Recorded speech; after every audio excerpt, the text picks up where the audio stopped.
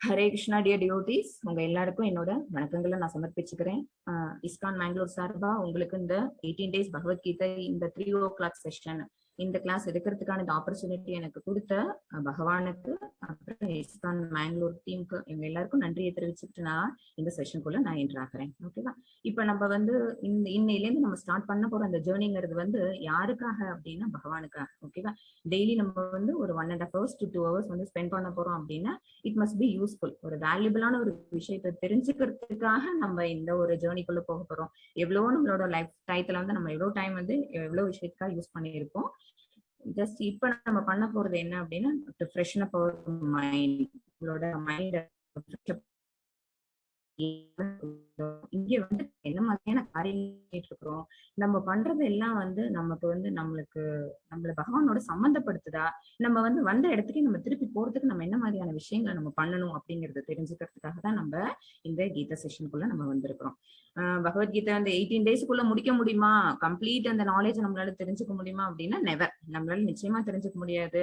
1 to 2% தெரிஞ்சுக்கிறதுங்கிறது கூட ரொம்ப ஒரு கஷ்டமான விஷயம்தான். ரொம்ப பக்தியோட, ஸ்ரத்தையோட, ஈடுபாட்டோட, ஃபுல் கான்சென்ட்ரேஷனோட நம்ம இதை கத்துக்கிட்டோம் அப்படின்னா நமக்கு ஒரு ஆத்ம ஞானம் கிடைக்கும். அந்த ஞானத்தை வச்சு நம்ம ஃபர்தரா நம்மளோட லைஃப்ல இதை எடுத்துட்டு போக முடியும். எப்படி இந்த 18 days பிகினிங் லெவல் கொடுக்குறாங்களோ அதே மாதிரி இஸ்கான் மேங்களூர் நமக்கு level 2, level 3, level 5 வரைக்கும் செஷன்ஸ் கொடுத்துட்டே இருப்பாங்க.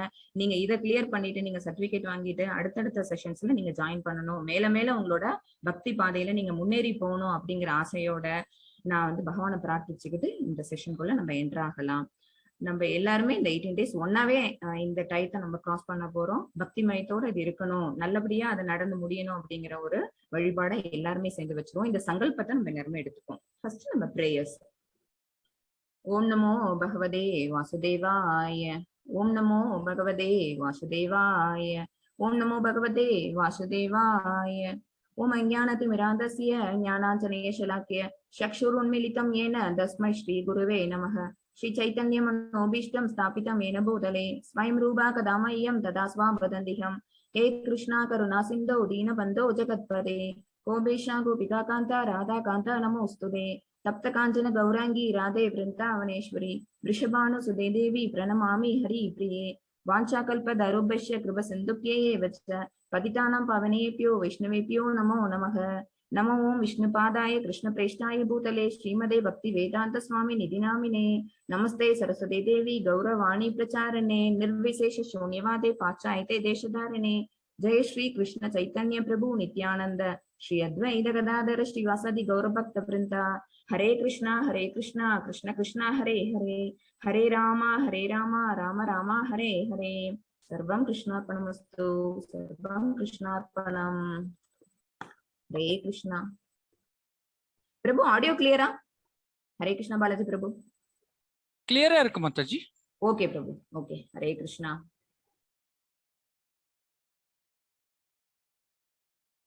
இப்ப நம்ம செஷனுக்குள்ள போல நான் பிபிடி ஷேர் பண்ணிட்டு உங்களுக்கு கீதை மகாத்மியம், பகவத்கீதை ஏன் படிக்கணும் அப்படின்னா என்ன, அப்புறம் அதோட மகாத்மியம் என்ன அப்படிங்கறத நான் உங்களுக்கு ஒன்னொன்னா சொல்றேன். அப்புறம் நம்ம இன்னைக்கு அதுல நம்ம பார்க்க போறது என்ன அப்படின்னு பாத்தீங்கன்னா day 1 அப்படிங்கறனால chapter 1 பார்க்க போறோம்.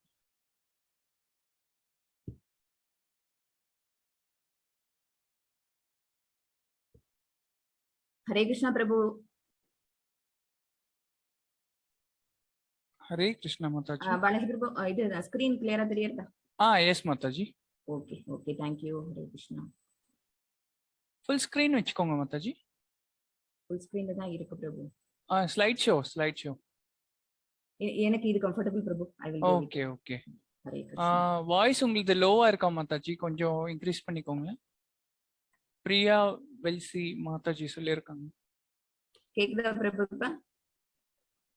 ஹரே கிருஷ்ணா. எனக்கு கிளியரா இருக்கு மாதாஜி, டிவோட்டிஸ்க்கு கிளியரா இல்ல போல. ஓகே, லெட் மீ ட்ரை பிரபு. நான் இங்க ஃபுல் வால்யூம் கொடுத்திருக்கேன். Let me try. Okay. Hare Krishna. இதுல நம்ம 18 நாட்களில் பகவத்கீதை உண்மை உருவேல் இதை பத்தி நம்ம தெரிஞ்சுக்க போறோம். ஓகேவா? பகவத்கீதைன்னா என்ன அப்படிங்கிறது முதல்ல தெரியணும் நமக்கு. பகவத் அப்படின்னா பகவான், கீதை அப்படின்னா இந்த சாங் சங் பை பகவான். ஓகேவா? பகவானோட வாயிலேந்து நமக்கு சொல்லப்பட்ட ஒரு அறிவுரை தான் என்ன அப்படின்னா பகவத்கீதை. இது யாருக்கு யாரால எப்ப சொல்லப்பட்டது அப்படிங்கிற ஒரு பேசிக் விஷயம் இது உங்களுக்கு தெரிஞ்சிருக்கும். அர்ஜுனனுக்கு பகவான் கிருஷ்ணரால குருக்ஷேத்திர போர்க்களத்துல வச்சு சொல்லப்பட்டது. 45 நிமிஷம் அவங்க 2 பேருக்கும் நடுவில் இருக்க அந்த கான்வர்சேஷன், அந்த 45 மினிட்ஸ் கான்வர்சேஷன்ல தான் என்ன சொல்லியிருக்கிறாங்க பகவான் அப்படின்னா 18 சாப்டர்ஸ் 18 அத்தியாயங்களை உள்ளடக்கிய இந்த பகவத்கீதையை அவங்க சொல்லியிருக்கிறாங்க. உண்மை உருவில் அப்படின்னு போட்டிருக்குதே அப்படின்னா என்ன அப்படின்னா, பகவத்கீதைக்கு வந்து பாஷ்யங்கள் எழுதியிருக்கிறது நிறைய இருக்கு. மார்க்கெட்ல நீங்க பாத்தீங்க அப்படின்னா நிறைய வெர்ஷன்ஸ் ஆஃப் பகவத்கீதா இருக்கும். நிறைய பேர் நிறைய உரையாசிரியர்களுக்கு உரை எழுதியிருப்பாங்க, பொருள் எழுதியிருப்பாங்க. பட் உண்மை உருவில் பகவத்கீதை ஆஸ் இட் இஸ் அப்படிங்கிறது என்ன அப்படின்னா, நம்மளோட பிரபுபாதா இஸ்கான் ஃபவுண்டராச்சாரியா இருக்காங்கல்ல, அவங்க பிரபுபாதா அவங்களால எழுதப்பட்டது இந்த பகவத்கீதை ஆஸ் இட் இஸ். அவங்களோட பொருளுரையோட இருக்கிறது.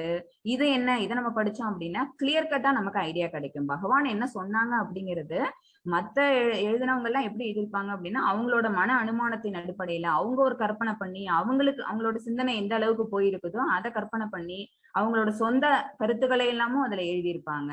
பட் இது என்ன அப்படின்னா, பகவான் எந்த விஷயத்த நமக்கு தெரியப்படுத்தணும், நமக்கு விளக்கணும்னு நினைச்சிருந்தாங்களோ அதே விஷயத்த சொன்னதுனாலதான் இதை வந்து என்ன சொல்லியிருக்கோம் அப்படின்னா பகவத்கீதை உண்மை உருவில். ஏன் அப்படின்னா இது வந்து ஒரு டிசிப்ளிக் சக்சஷன்ல வர்றது.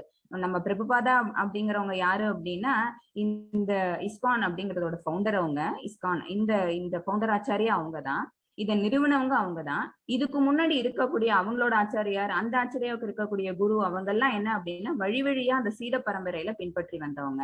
எந்த சீட பரம்பரை அப்படின்னு பார்த்தோம்னா பகவான் ஸ்ரீ கிருஷ்ணர் கிட்ட இருந்து வந்தது. ஓகேவா? அங்கேருந்து யாருக்கு சொல்லப்பட்டதுன்னா பிரம்மாவுக்கு சொல்லப்பட்டது, பிரம்மா கிட்ட இருந்து நாரதருக்கு வந்தது, நாரதர்கிட்ட இருந்து வியாசருக்கு வந்தது.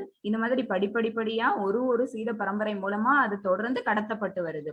சோ அது நிச்சயமா எப்படி இருக்கும் அப்படின்னா ஆத்தென்டிகேட்டட் விஷயம் தான் இருக்கும். எல்லாரோடையும் சமமா ஒத்துக்கப்படக்கூடிய விஷயங்கள் தான். அதுல யாருடைய தனிப்பட்ட மனிதர்களுடைய அவங்களோட சுய கற்பனையோ அவங்களோட சிந்தனையோ அதுல செலுத்தாம பகவான் சொல்லணும்னு நினைச்சதை அப்படியே அதோட அந்த உண்மை உரு மாறாம கொடுத்ததுனால இதை வந்து பகவத்கீதை ஆஸ் இட் இஸ்.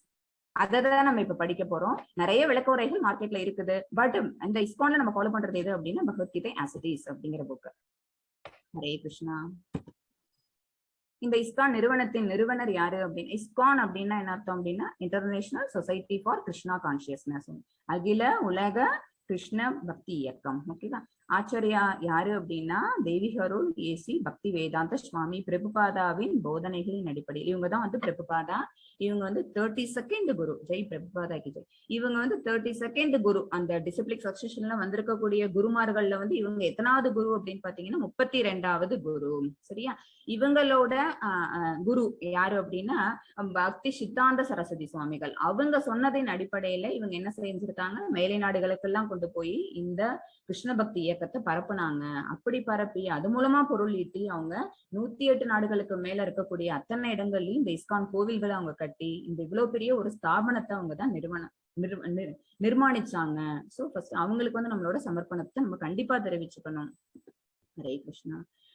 இது நம்ம இந்த பகவத்கீதை நம்ம படிக்கணும் அப்படின்னாலே இதுக்குன்னு ஒரு தனி ஏபிசிடி இருக்கு. ஓகேவா? பொதுவா நம்ம வந்து ஸ்கூல்ல படிக்கும் போது ஏபிசிடிக்கு வந்து ஒண்ணுக்கு ஒரு இன்டர்பிரேஷன் கொடுப்போம். இல்ல ஏ அப்படின்னா ஏனோ ஆப்பிள்னு கொடுப்போம். பட் பகவத்கீதாக்குன்னு இருக்கிறது என்ன இன்டர்பிரேஷன் அப்படின்னு பாத்தீங்கன்னா A for association with devotees. ஓகேவா?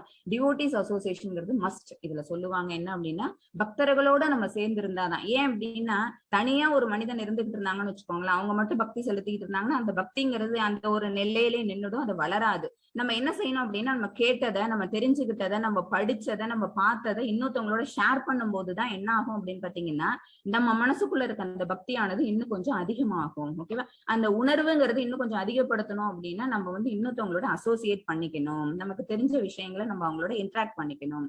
சோ ஃபர்ஸ்ட் விஷயம் என்ன அப்படின்னா அசோசியேஷன் வித் டிவோட்டீஸ். இது மஸ்ட்.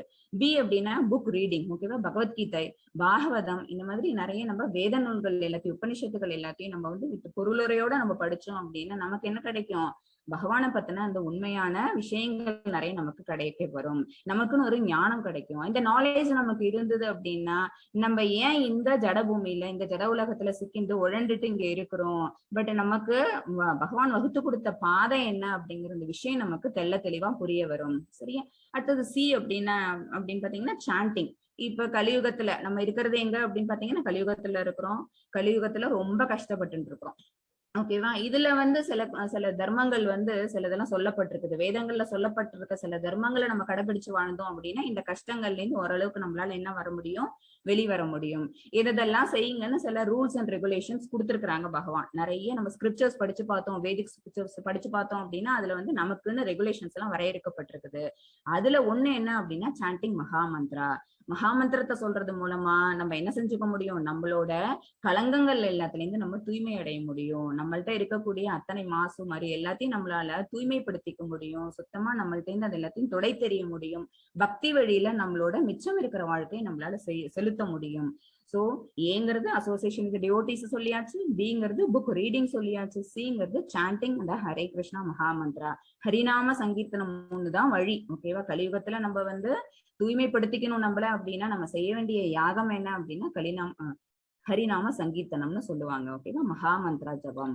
மகாமந்திரம் ஜபம் அது என்ன அதை எப்படி பண்ணணும் அப்படிங்கறதுல அடுத்தடுத்த வரக்கூடிய சாப்டர்ஸ்ல வரக்கூடிய டேஸ்ல நான் உங்களுக்கு வந்து எக்ஸ்பிளைன் பண்றேன். தென் டி அப்படிங்கிறது என்ன அப்படின்னா நம்ம வந்து ஒரு தெய்வத்தை ஏதோ ஒரு அர்ச்சா விக்கிரகம் வச்சுதானே நம்ம வந்து என்ன பண்ணணும், வர்ஷிப் பண்ணணும். ஓகேவா. பகவானா அவங்க அப்படி இருப்பாங்க அப்படின்னு நம்ம என்ன பண்ணுவோம், ஒரு உருவத்தை நம்ம மனசுக்குள்ள நம்ம கொண்டு வருவோம். இதுல கோவில்ல பார்த்திருப்போம், போட்டோஸ்ல பார்த்திருப்போம். ஓகேவா. சோ ஒரு டயட்டி வர்ஷிப் ஒண்ணு இருந்ததுன்னாதான் அந்த பக்திங்கிறது முழுமை பெறும். ஓகேவா. ஒரு அர்ச்சா விக்கிரகம் ஒண்ணு இருந்ததுன்னாதான் கிருஷ்ணர் அப்படிங்கிறது நமக்கு என்ன தெரியும், அவங்க ப்ளூ கலர்ல இருப்பாங்க, கையில அவங்க வந்து ஃப்ளூட் வச்சிருப்பாங்க, அவங்களோட தலைமையில அவங்க வந்து மயிலரகு வச்சிருப்பாங்க. ஓகேவா. அந்த மாதிரி ஒரு அந்த ஷியாம சுந்தர ரூபன் அப்படிங்கிறது நமக்கு வந்து டக்கு நம்ம கண்ணு முன்னாடிக்கு வர்றதுக்கு காரணம் என்ன அப்படின்னா அவங்களோட விக்கிரகத்தை வந்து நம்ம நிறைய இடத்துல அவங்களோட போட்டோஸா நம்ம நிறைய இடத்துல பார்த்ததுனால. சோ பகவான் பக்தி செலுத்தணும் அப்படின்னா நமக்கு முக்கியமா தேவை என்ன அப்படின்னா டயட்டிஸ் தேவை, அதாவது அர்ச்சா விக்கிரகம் தேவை. அது டி ஃபார் டயட்டி வர்ஷிப் பண்ணணும் அப்படின்னா டயட்டிஸ் தேவை. இ ஃபார் ஈட்டிங் பிரசாதம். நம்ம எந்த ஒரு சாப்பாடையுமே நம்மளே நம்மளோட வயிற்று பசிக்காக இல்ல நம்மளோட ருசிக்காக நம்ம சமைச்சு சாப்பிட்டோம் அப்படின்னா பாவத்தையே உண்கிறான்னு பகவான் சொல்லுவாங்க. 3rd சாப்டர்ல சொல்லுவாங்க, யாரு தன்னுடைய இஷ்டத்துக்காக தான் சுகபோகமா இருக்கணுங்கிறதுக்காக யார் தன்னுடைய உணவு வந்து தனக்கு அர்ப்பணிக்காம சாப்பிடுறானோ அவன் வந்து பாவத்தையே உண்கிறான். அப்ப யாரு புண்ணியம் பண்ணுவாங்க அப்படின்னு பார்த்தாங்கன்னா எந்த ஒரு விஷயத்தையுமே அவங்க உட்கொள்றதுக்கு முன்னாடி பகவானுக்கு வச்சுட்டு அதை நைவேத்தியமா கொடுத்துட்டு கிருஷ்ணார்ப்பணம் சொல்லிட்டு யார் யாரெல்லாம் நம்ம சாப்பிடுறோமோ நம்ம புண்ணியத்தை உண்கிறார்கள்னு அர்த்தம். ஓகேவா. சோ இந்த ஏபிசிடி நீங்க வாழ்க்கையில மறக்காம நீங்க ஞாபகத்துல வச்சுக்க வேண்டிய விஷயம். சோ இஸ்கான் ஃபவுண்டர் பிரபுபாதா அவங்க என்ன பண்ணுவாங்க, எப்பவுமே அசோசியேட்ஸ் கூடவே தான் இருந்துட்டு இருப்பாங்க. அவங்களோட வாழ்நாள் பூரா அவங்க என்ன பண்ணாங்க அப்படின்னா பக்தி பரவசத்திலே தான் அவங்க இருப்பாங்க. அவங்களோட விஷயங்கள் எல்லாமே எதோட சம்பந்தப்பட்டதா இருக்கும் அப்படின்னா பகவானோட சம்பந்தப்பட்டதா தான் இருக்கும். சோ அசோசியேட்ஸ் கூட தான் இருப்பாங்க. அசோசியேட்ஸ் எல்லாருமே டிவோட்டிஸ் தான். they are doing devotional service throughout their life. அவங்க வந்து அந்த மாதிரி அவங்களோட 70 இயர்ஸ்ல அவங்க பண்ணினாங்க அப்படின்னா அந்த நேரத்துல அவங்களுக்கு திடீர்னு வந்துதான் அந்த ஞானம் அப்படின்னு பாத்தீங்கன்னா கிடையாது. அவங்க பிறந்ததுல இருந்தே அவங்க வந்து ஒரு வெஸ்ட் பெங்கால்ல ஒரு கல்கட்டால ஒரு நல்ல வயசான ஒரு பிராமின் ஃபேமிலியில பிறந்தவங்க.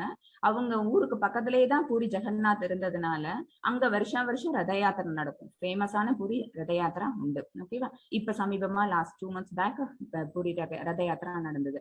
அதை பார்த்துட்டு இவங்க குழந்தையா இருக்கும் போதே 5 years ஓல்டா இருக்கும் போதே பிரபுபாதா அவங்க என்ன பண்ணுவாங்க அப்படின்னா அவங்க அப்பா அம்மாட்ட கேட்டுட்டு இருந்தாங்க, எனக்கும் நீங்க வந்து ரதம் பண்ணித்தாங்க, நானும் அதுல பூரி ஜெகநாத பெருமாள் அவங்கள அதுல வந்து எழுந்தருளை பண்ணி நான் ரத யாத்திரை பண்ணணும், என்னோட ஃப்ரெண்ட்ஸோட சேர்ந்து நாங்களும் வந்து அந்த தேரை இழுக்கணும் அப்படின்னு சொன்னோன்னே அவங்க அப்பாவும் அதை என்ன பண்ணாங்க, ரதத்தை கட்டி தந்தாங்க. கூட இருக்கிற அத்தனை குழந்தைகளோடையும் சேர்ந்துட்டு அவங்க என்ன செஞ்சாங்க அப்படின்னா தன்னுடைய இஷ்ட தெய்வமான கிருஷ்ண பெருமான அது உள்ளார வச்சு அவங்க அந்த ரதத்தை அவங்க அந்த இடத்துல வந்து பண்ணாங்க. at the age of 5 years. ஓகேவா. அந்த வயசுலயே அவங்க வந்து அந்த அளவுக்கு ஒரு பக்தி பரவச நிலையில அவங்க இருந்தாங்க. வளர வளர அவங்களோட அந்த பக்தி நிலையும் அவங்கள்ட்ட வளர்ந்துகிட்டே போச்சு. நிறைய ஆன்மீக சொற்பொழிவுகள் எல்லாம் நடத்தினாங்க. அவங்க பிறந்தது எப்ப அப்படின்னு பாத்தீங்கன்னா 1896ல அவங்க பிறந்தாங்க. வெஸ்ட் பெங்கால்ல பிறந்தாங்கன்னு சொன்னேன். பிறக்கும் போது அவங்களோட பேர் என்ன, அவங்க பெற்றோர்கள் அவங்களுக்கு வச்ச பேர் என்ன அப்படின்னா அபயச்சரண். ஓகேவா. ஏசி பக்தி வேதாந்த பிரபுபாதான்னு இருக்கும் அவங்களோட பேரு. AC for Abhayacharan. அடுத்தது அவங்க வந்து 1922ல வந்து அவங்களோட குரு அவங்கள மீட் பண்ணாங்க. ஓகேவா. 1922ல அவங்க வந்து படிச்சுட்டு அவங்களுக்கு வந்து தெரியாத லாங்குவேஜஸே கிடையாது. ரொம்ப வெல்வெஸ்டா இருந்தாங்க. இங்கிலீஷ் அண்ட் சான்ஸ்கிரிட்ல அவங்க ரொம்ப வெல்வெஸ்டா இருந்தாங்க. அவங்க தன்னோட குருவை வந்து அவங்க சந்திச்சாங்க. 22வது இயர்ல அவங்க சந்திச்சாங்க. அவங்களோட குரு யாருன்னு நான் முன்னாடி மென்ஷன் பண்ணேன், பக்தி சித்தாந்த சரஸ்வதி சுவாமிகள். ஓகே. அவங்க யாரு அப்படின்னா கௌடிய மடத்தை வந்து நிறைய இடத்துல நிறுவனவங்க. அவங்க 64 கௌடிய மடங்களை அவங்க நிறுவனவங்க. அந்த அவங்க குருவா அவங்கள ஏத்துக்கிட்டாங்க. அப்புறம் அவங்கள்ட்ட தீட்சை வாங்கிக்கிட்டாங்க. எந்த வருஷம் அப்படின்னா 1933ல அவங்கள்ட்ட தீட்சை வாங்கிட்டாங்க. தீட்சை வாங்கினோன்னு அவங்க பண்ணின முதல் வேலை என்ன அப்படின்னு பாத்தீங்கன்னா, பகவத்கீதைக்கு பொருளுரை எழுதினாங்க. ஓகேவா? பகவத்கீதைக்கு அவங்க வந்து சான்ஸ்கிரிட்ல இருந்து அந்த பகவத்கீதைக்கு அவங்க வந்து விளக்க உரை பொருளுரையோட அவங்க எழுதினாங்க. அதுக்கப்புறம் தான் நமக்கு என்ன கிடைச்சது அப்படின்னா பகவத்கீதை ஆஸ் இட் இஸ் அப்படிங்கிற இந்த புக் நமக்கு கிடைச்சது. ஓகேவா? சோ இது மூலமா சாதாரண மனிதர்களாகிய நமக்கு கூட இந்த பகவத்கீதை அப்படிங்கறது அமிர்தத்தை சுவைக்கக்கூடிய வாய்ப்பு கொடுத்தது யாரு அப்படின்னா பிரபுபாதா அவங்க எழுதின அந்த விஷயத்தினாலதான் நம்ம எல்லாருமே இதை பத்தி படிச்சுட்டு இருக்கிறோம். இந்த ஞானத்தை சிறிதளவுதான் நம்ம எடுத்துக்கிறோம் அப்படின்னா அதுக்கு அவங்களுக்குதான் நம்மளோட நமஸ்காரங்களை நம்ம தெரிவிச்சுக்கணும். 1947ல அவங்க வந்து அதோட இல்லாம பகவத்கீதைக்கு பொருளுரை எழுதுனதோட இல்லாம பேக் டு காட் ஹெட் அப்படிங்கிற ஒரு மேகசின் ஒண்ணு அவங்களே எழுதுவாங்க. ஆர்டிக்கல் என்னவோ அதை அவங்களே எழுதுவாங்க. அதை எழுதிட்டு அவங்களே அதை வந்து அச்சிடுவாங்க. அதுல பிழைகள் ஏதா இருந்ததுன்னா பிழை திருத்துவாங்க, அச்சிடுவாங்க. அப்புறம் அதை கொண்டு போய் அவங்களே விநியோகம் பண்ணுவாங்க. ஸ்டில் அந்த மேகசின் இஸ் ரன்னிங் ஆன். ஓகேவா? இப்பயும் கூட அந்த மேகசின் வந்துட்டு தான் இருக்குது, பேக் டு காட் ஹெட்ங்கிறது. அதுக்கு இந்த மாதிரி அவங்க ஆன்மீக சேவைகள்ல வந்து அவங்க தன்னை ஈடுபடுத்திக்கிட்டதுனால கௌடிய மடம் அவங்களுக்கு என்ன பண்ணுச்சு அப்படின்னா பக்தி வேதாந்தா அப்படிங்கிற ஒரு சிறப்பு பட்டத்தை அவங்களுக்கு கொடுத்தது. இந்த year of 1947 he got that name பக்தி வேதாந்தா. அது வரைக்கும் அவங்களோட பேர் என்னவா இருந்தது அப்படின்னா அபயச்சரண். அதுக்கப்புறம் தான் அவங்க ஏசி பக்தி வேதாந்தா. ஓகேவா? அதுக்கப்புறம் 1950ல வந்து அவங்க வானப்பிரஸ்தா எடுத்துக்கிட்டாங்க. ஏன்னா அவங்க கம்ப்ளீட்டா அவங்க எதுல வந்துட்டாங்க அப்படின்னா இந்த மாதிரி ஆன்மீக சொற்பொழிகள் நடத்துறது, நிறைய இந்த மாதிரி விஷயங்களை பகவானை பத்தின விஷயங்களை தேடுறது, புக்ஸ் நிறைய கலெக்ட் பண்றது. புக்ஸே அவங்க நிறைய மோர் தேன் 80 புக்ஸ் அவங்க எழுதி இருக்கிறாங்க. ஓகேவா? இதுல எல்லாம் அவங்களால என்ன செய்ய முடியல, குடும்ப வாழ்க்கையில இருந்துகிட்டு அவங்களால இந்த வேலைக்கு வந்து அவங்களுக்கு நேரத்தை செலவிட முடியாததுனால அவங்க என்ன பண்ணாங்க, வானப்பிரஸ்தம் எடுத்துக்கிட்டாங்க. வானப்பிரஸ்தம்னா என்னன்னா அப்படின்னா குடும்ப வாழ்க்கையில இருந்து ஓய்வு பெறுறது. துறவரம் கிடையாது, அதுக்கு முன்னாடியான ஸ்டேஜ். இதெல்லாம் பின்னாடி உங்களுக்கு வரும். 100 இயர்ஸ் நம்மளுக்கு லைஃப் பீரியட் இருந்தது அப்படின்னா பிரம்மச்சாரியா இவ்வளவு நாள் இருக்கணும், அப்புறம் குடும்பஸ்தனா இருக்கணும், அப்புறம் வானப்பிரஸ்தன், அடுத்ததுதான் என்ன அப்படின்னா சன்னியாசா. ஓகேவா? 4 மெயின் ஸ்டேஜஸ் தான் நம்மளோட லைஃப் ஸ்பேனை வந்து பிரிக்க முடியும். ஓகேவா? பகவான் அப்படிதான் பிரிச்சு கொடுத்துருக்காங்க. சோ 50ல அவங்க என்ன பண்ணாங்க, வானப்பிரஸ்தம் எடுத்துக்கிட்டாங்க. வானப்பிரஸ்தம் எடுத்துக்கிட்டு அவங்க எங்க போயிட்டாங்க அப்படின்னா பிருந்தாவனத்துக்கு போயிட்டாங்க. பிருந்தாவனத்துல போய் அங்க இருக்கிற கோவில்ல பகவானுக்கு சேவை பண்றது மூலமா அவங்களோட தன்னுடைய மீதி இருக்க வாழ்நாள்களை கழிக்க ஆரம்பிச்சாங்க. 1959ல அவங்க என்ன பண்ணாங்க, சன்னியாசம் எடுத்துக்கிட்டாங்க. 1959ல அவங்க துறவரம் எடுத்துக்கிட்டாங்க. துறவரம் எடுத்துக்கிட்ட உடனே அவங்க செஞ்சது என்ன அப்படின்னு பாத்தீங்கன்னா 18,000 ஸ்லோகங்கள் கொண்ட ஸ்ரீமத் பாகவதம் இருக்குல்ல, அதுக்கான பொருளுரை எழுதினாங்க. ஓகேவா? தீட்சை பெற்ற உடனே பகவத்கீதை எழுதினாங்க. துறவரம் கொண்ட உடனே அவங்க செஞ்சது என்ன அப்படின்னா ஸ்ரீமத் பாகவதத்துக்கு பொருளுரை எழுதினது. 59ல அவங்க சன்னியாசம் எடுத்தாங்க. தென் 65ல அதுக்கு முன்னாடி அவங்க வந்து அவங்களோட குரு வந்து எத்தனை சந்திச்சாங்க அப்படின்னா ரொம்ப ஆட்லி 2 or 3 டைம்ஸ் அவங்க சந்திச்சிருப்பாங்க. ரெகுலரா மீட் பண்ணிக்கக்கூடிய வாய்ப்பு கிடையாது. இப்ப இருக்கிற மாதிரி கம்யூனிகேஷன் ஃபெசிலிட்டிஸ் அந்த காலத்துல கிடையாது. ஆனா ஒரு டைம் மீட் பண்ணும்போது அந்த மீட்டிங்ல அவங்களோட பிரபு என்ன சொல்லியிருக்காங்க, அவங்களோட குரு என்ன சொன்னாங்க அப்படின்னா மேலை நாடுகள்ல போய் அந்த ஹிப்பி கலாச்சாரம் இருக்குல்ல, அவங்கள்ட்ட கொண்டு போய் இந்த கிருஷ்ணா கான்சியஸை நீ தான் உண்டு பண்ணணும், அங்கெல்லாம் நீ இறையுணர்வை பரப்பணும் அப்படின்னு அவங்க சொன்னதுக்காக அவங்க என்ன பண்ணாங்க, at the age of 70, பிரபுபாதாவோட age என்ன அப்படின்னா 70 வயசு. அப்ப அவங்களுக்கு உடல் உபாதைகள் எவ்வளவோ இருந்தது. அதையும் மீறி அவங்க யூஎஸ்க்கு பிரயாணம் பண்ணாங்க. அங்க போனது எதுல அப்படின்னா ஒரு கார்கோ ஷிப்ல, அதாவது சரக்கு எடுத்துட்டு போவாங்கல்ல அந்த கப்பல்ல தான் அவங்க போனாங்க. அவங்க கையில வந்து ஆட்லி 40 rupees தான் அவங்க கையில இருந்தது. அந்த மாதிரி ஒரு கார்கோ ஷிப்ல அவங்க அவ்வளவு கஷ்டத்துக்கு இடையில தான் அவங்களோட தன்னோட பிரயாணத்தை மேற்கொண்டாங்க. அந்த ஷிப்புக்கு பேர் வந்து ஜலதூதா அப்படின்னு சொல்லுவாங்க, ஃபேமஸ் ஷிப். ஓகேவா? ஏன்னா பிரபுபாதா அவங்க பிரயாணம் பண்ணதுனால. தென் அங்க போகிறதுக்கு வழியிலேயே அவங்களுக்கு என்ன ஆச்சு, நிறைய வந்து பாடி இல்னஸ் எல்லாம் நிறைய வந்தது. அட்டாக் கூட, ஹார்ட் அட்டாக் கூட ஒரு தடவை வந்தது. பட் அதையும் மீறி அவங்க என்ன செஞ்சாங்க, பகவத் தொண்டு, பகவான் சேவையை தொடர்ந்து பண்ணணும் அப்படிங்கிறதுனால அவங்க எல்லா கஷ்டத்தையும் மீறிக்கிட்டு அவங்க போய் நியூயார்க் அடைஞ்சாங்க. நியூயார்க்ல இறங்குனா அவங்கள வந்து அக்கம்பனி பண்றதுக்கோ அவங்களுக்கு என்னென்ன விஷயங்கள் தேவைப்படுது அப்படிங்கறத அவங்களுக்கு ஃபெசிலிட்டேட் பண்ணி தர்றதுக்கோ யாருமே அங்க அவங்களுக்கு கிடையாது. அங்க போயிட்டு ஒரு பார்க்ல உட்காந்துட்டு தன்னிக்கிட்ட இருக்கிற மியூசிக்கல் இன்ஸ்ட்ருமெண்ட்ஸ் வச்சுக்கிட்டு ஹரே கிருஷ்ண மகாமந்திரத்தை விடாம ஜபம் பண்ண ஆரம்பிச்சாங்க. அவங்க பண்ண 1, 2, 4ன்னு அங்க வந்து மக்கள் கூட்டம் சேர்ந்து அதுக்கப்புறம் அந்த டியோட்டிஸ் அசோசியேஷன் மிகப்பெரிய ஆலமரமா வளர்ந்து அதுக்கப்புறம் அவங்க என்ன செஞ்சாங்க, இஸ்கான் அப்படிங்கிற ஒரு விஷயத்த அவங்க அந்த இடத்துல ஃபோன் பண்ணாங்க. ஃபர்ஸ்ட் அவங்க இஸ்கான் அவங்க நிறுவனம் பண்ணாங்க அப்படின்னு பாத்தீங்கன்னா அது எங்க அப்படின்னா யூஎஸ் கண்ட்ரில தான். ஓகேவா? அந்த அந்த அந்த 70 வயசுல அவங்க ஆரம்பிச்சு வச்ச இருந்ததை அதுல இருந்து அவங்க இறக்குறதுக்குள்ள அவங்க வந்து அந்த 12 வருஷம் கேப்புக்குள்ள 14 டைம் உலகம் பூரா சுத்தி வந்துட்டாங்க. அவ்வளோ கண்ட்ரிஸ், 6 கண்டங்கள்ல இருக்கிற அத்தனை கண்ட்ரிஸுக்கு போயிட்டு அந்த கிருஷ்ண பக்தி இயக்கத்தை அவங்க பரப்பிட்டு பகவான் பத்தின இறை உணர்வையும் அவங்க பரப்புனாங்க. அவ்வளவு பேரை எதுல கொண்டு வந்து சேர்த்தாங்க அப்படின்னா இந்த இஸ்கான இந்த ஆலமரத்துக்கு கீழே கொண்டு வந்து அவ்வளவு பெரிய அவங்க சேர்த்தாங்க. அவங்க பண்ணினதெல்லாம் வந்து பெரிய அச்சீவ்மெண்ட் அப்படின்னு தான் நம்ம சொல்லணும். அவங்களால எழுதப்பட்ட புக்ஸ் எப்படி அப்படின்னா 80க்கும் மேற்பட்ட புக்ஸ் அவங்க எழுதியிருக்கிறாங்க. இந்த இங்க போட்டிருக்கிறது இந்த மேகசின் தான் வந்து இன்னும் வந்துட்டு இருக்குன்னு சொன்னேன்ல, பேக் டு காட் ஹெட் அப்படிங்கிற அந்த magazine still it is coming up. ஓகேவா? அவங்க சந்திச்ச எவ்வளவு பெரிய நபர்கள்லாம் கூட என்ன பண்ணாங்க, இஸ்கான் டிவோட்டிஸா அவங்களால மாத்த முடிஞ்சது. கிருஷ்ண பக்தி இயக்கத்துக்கு அவங்க எல்லாரும் தன்னால முடிஞ்ச சேவைகளை அவங்க செய்ய ஆரம்பிச்சாங்க. பிரபுபாதாவின் பயணங்கள் எத்தனை வருஷம் அப்படின்னா மொத்தம் 12 வருஷம். 65ல இருந்து 77க்குள்ள அவங்க வந்து அத்தனை கண்ட்ரிஸும் அவங்க சுத்தி வந்தாங்க. 77ல நவம்பர் 14 அன்னைக்கு ஹி பாஸ்ட் அவே. நம்ம எல்லாரையும் விட்டு அவங்க மறைஞ்சிட்டாங்க. இதுதான் என்ன அப்படின்னா ஸ்ரீ ஸ்ரீ ராதா கோவிந்தா இஸ்கான் பெங்களூர்ல இருக்கிற டைட்டிஸ், நம்மளோட கோவில் விக்கிரகங்கள் அந்த பகவான் ராதா கோவிந்தர் தான். இவங்களுக்கு நம்மளோட நமஸ்காரத்தை நம்ம இப்ப தெரிவிச்சுப்போம். ஹரே கிருஷ்ண கிருஷ்ண கிருஷ்ண ஹரே ஹரே, ஹரே ராம ராம ராம ஹரே ஹரே. ஸ்ரீ ஸ்ரீ ராதா கோவிந்தா டெம்பிள் வந்து மேங்களூர்ல இருக்குது. நம்ம படிச்ச இஸ்கான் டெம்பிள் வந்து உலகம் பூரா நிறைய இடத்துல இருக்குது. இந்தியால நிறைய சிட்டிஸ்ல இஸ்கான் டெம்பிள் இருக்குது. பட் மேங்களூர்ல மூலமா தான் நம்ம படிக்கிறோம் அப்படிங்கனால மேங்களூர் அட்ரஸ் இங்க கொடுக்கப்பட்டிருக்குது. இந்த டெம்பிள் இப்போதைக்கு சின்ன இடத்துல இருக்குது. Temple construction is going on now. ஓகேவா? அது இருக்கக்கூடிய இடம், அந்த கோயிலோட தலைவர் யாரு அப்படின்னா நாமனிஷ்தாஸ் பிரபு, என்என்டி பிரபு. அவங்கதான் வந்து அதை நிர்வாகம் பண்ணிக்கிட்டு இருக்கிறாங்க. அவங்களோட கருணையினாலதான், அவங்க இந்த மாதிரி ஏற்பாடு பண்ணி கொடுத்ததுனாலதான் எவ்வளவோ லட்சம், மோர் தேன் 7 lakhs ரெஜிஸ்ட்ரேஷன் ஆயிருக்குது. எவ்வளவோ டிவோட்டிஸ் இதுல வந்து படிச்சு பகவத்கீதையோட ஞானத்தை கொஞ்சமாவது தெரிஞ்சுக்கிட்டு இருக்கோம் அப்படின்னா இவங்க ஏற்பாடு பண்ணதுனாலதான். இந்த ஜூம் மூலமாவும் நம்மளால என்ன பண்ண முடியுது அப்படின்னா பகவத்கீதை அப்படிங்கிற இந்த அமிர்தத்தை நம்மளால சுவைக்க முடியறதுக்கு காரணம் என்என்டி பிரபு தான். அவங்களுக்கும் நம்மளோட நமஸ்காரங்களை நம்ம தெரிவிச்சிருக்கோம். ஹரே கிருஷ்ணா. பகவத்கீதை அப்படிங்கிறது என்ன அப்படின்னா நமது எல்லா பிரச்சனைகளுக்கும் பதில்களை கொண்ட ஒரு காவிய வேதம். ஓகேவா? இது வந்து 5th வேதான்னு சொல்லுவாங்க. மொத்தமா 4 வேதங்கள் இருக்குல்ல. பகவான் பிரம்மா கொடுத்ததை வந்து வியாசர் 4ஆ பிரிச்சாங்க, ரிக் யஜுர் சாமம் அண்ட் அதர்வனம். இது 5வது வேதம். ஓகேவா? பகவத்கீதைங்கிறது பகவானால நேரடியா அவங்களோட வாயிலிருந்து சொல்லப்பட்டது. இது ஒரு காவிய வேதம். இது மகாத்மா காந்தியால் ஒரு ஆன்மீக அகராதியாக கருதப்பட்டது. மகாத்மா காந்திஜி என்ன சொன்னாங்க அப்படின்னா இது ஒரு ஸ்பிரிச்சுவல் டிக்ஷனரி. ஓகேவா? இது வந்து அப்படி சொல்றது உங்களுக்கு ரொம்ப சிம்பிளா புரிய வைக்கணும் அப்படின்னா லைஃப் மேனுவல்னு எடுத்துக்கலாம். ஓகேவா? ஏதோ ஒரு நம்ம கேட்ஜெட் வாங்கும் போதே அவங்க என்ன செய்வாங்க, கடையில இருக்கிறவங்க என்ன செய்வாங்க, நமக்கு கஸ்டமர் சர்வீஸ் பண்றதுக்காக ஒரு புக் ஒண்ணு சேர்த்து கொடுப்பாங்க. நம்ம அதை நல்லா இந்த ஒர்க் ஆகிற வரைக்கும், அந்த கேட்ஜெட் ஒர்க் ஆகிற வரைக்கும் அந்த புக்கை தொடக்கூட மாட்டோம், தூக்கி அப்படியே பில்லோட எடுத்து உள்ளார வச்சிருவோம். ஓகேவா? எப்பயாவது அது ஏதாவது ஒரு பிரச்சனையை கொடுத்ததுன்னு வச்சுக்கோங்களேன், அப்ப என்ன செய்வோம், மேனுவல் கொடுத்தாங்கல்ல எடுத்து பார்ப்போம், அதுல ஏதாவது போட்டிருக்கான்னு பார்ப்போம் அப்படின்னு சொல்லிட்டு பார்ப்போம்.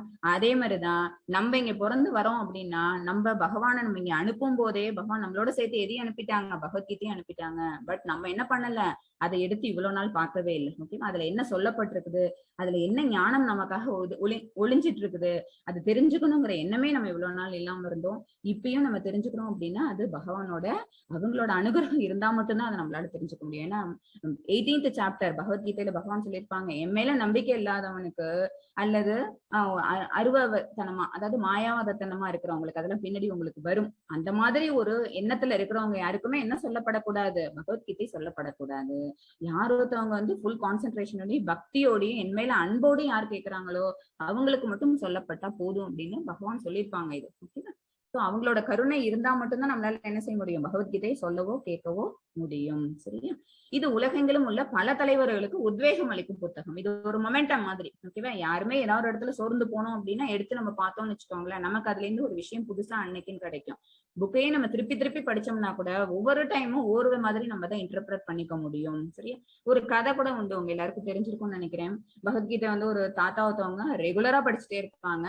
ஒரு பேரை அவங்க இருப்பாங்க, என்ன தாத்தா அந்த பகவத்கீதை புக்கை எத்தனை வாட்டி படிப்பீங்க, நீங்களும் ரிப்பீட்டடா படிச்சுட்டே இருக்கீங்களே, அப்படின்னா உங்கள்கிட்ட இருக்கிற களங்கங்கள் எல்லாம் போயிடுச்சா, நீங்க வந்து உங்களுக்கு எல்லாம் சூப்பரா தெரியுமா, உங்களுக்கு இதை பத்தின ஞானம் கம்ப்ளீட்டா வந்துருச்சா அப்படின்னு சொல்லி அவங்க கேட்பாங்க.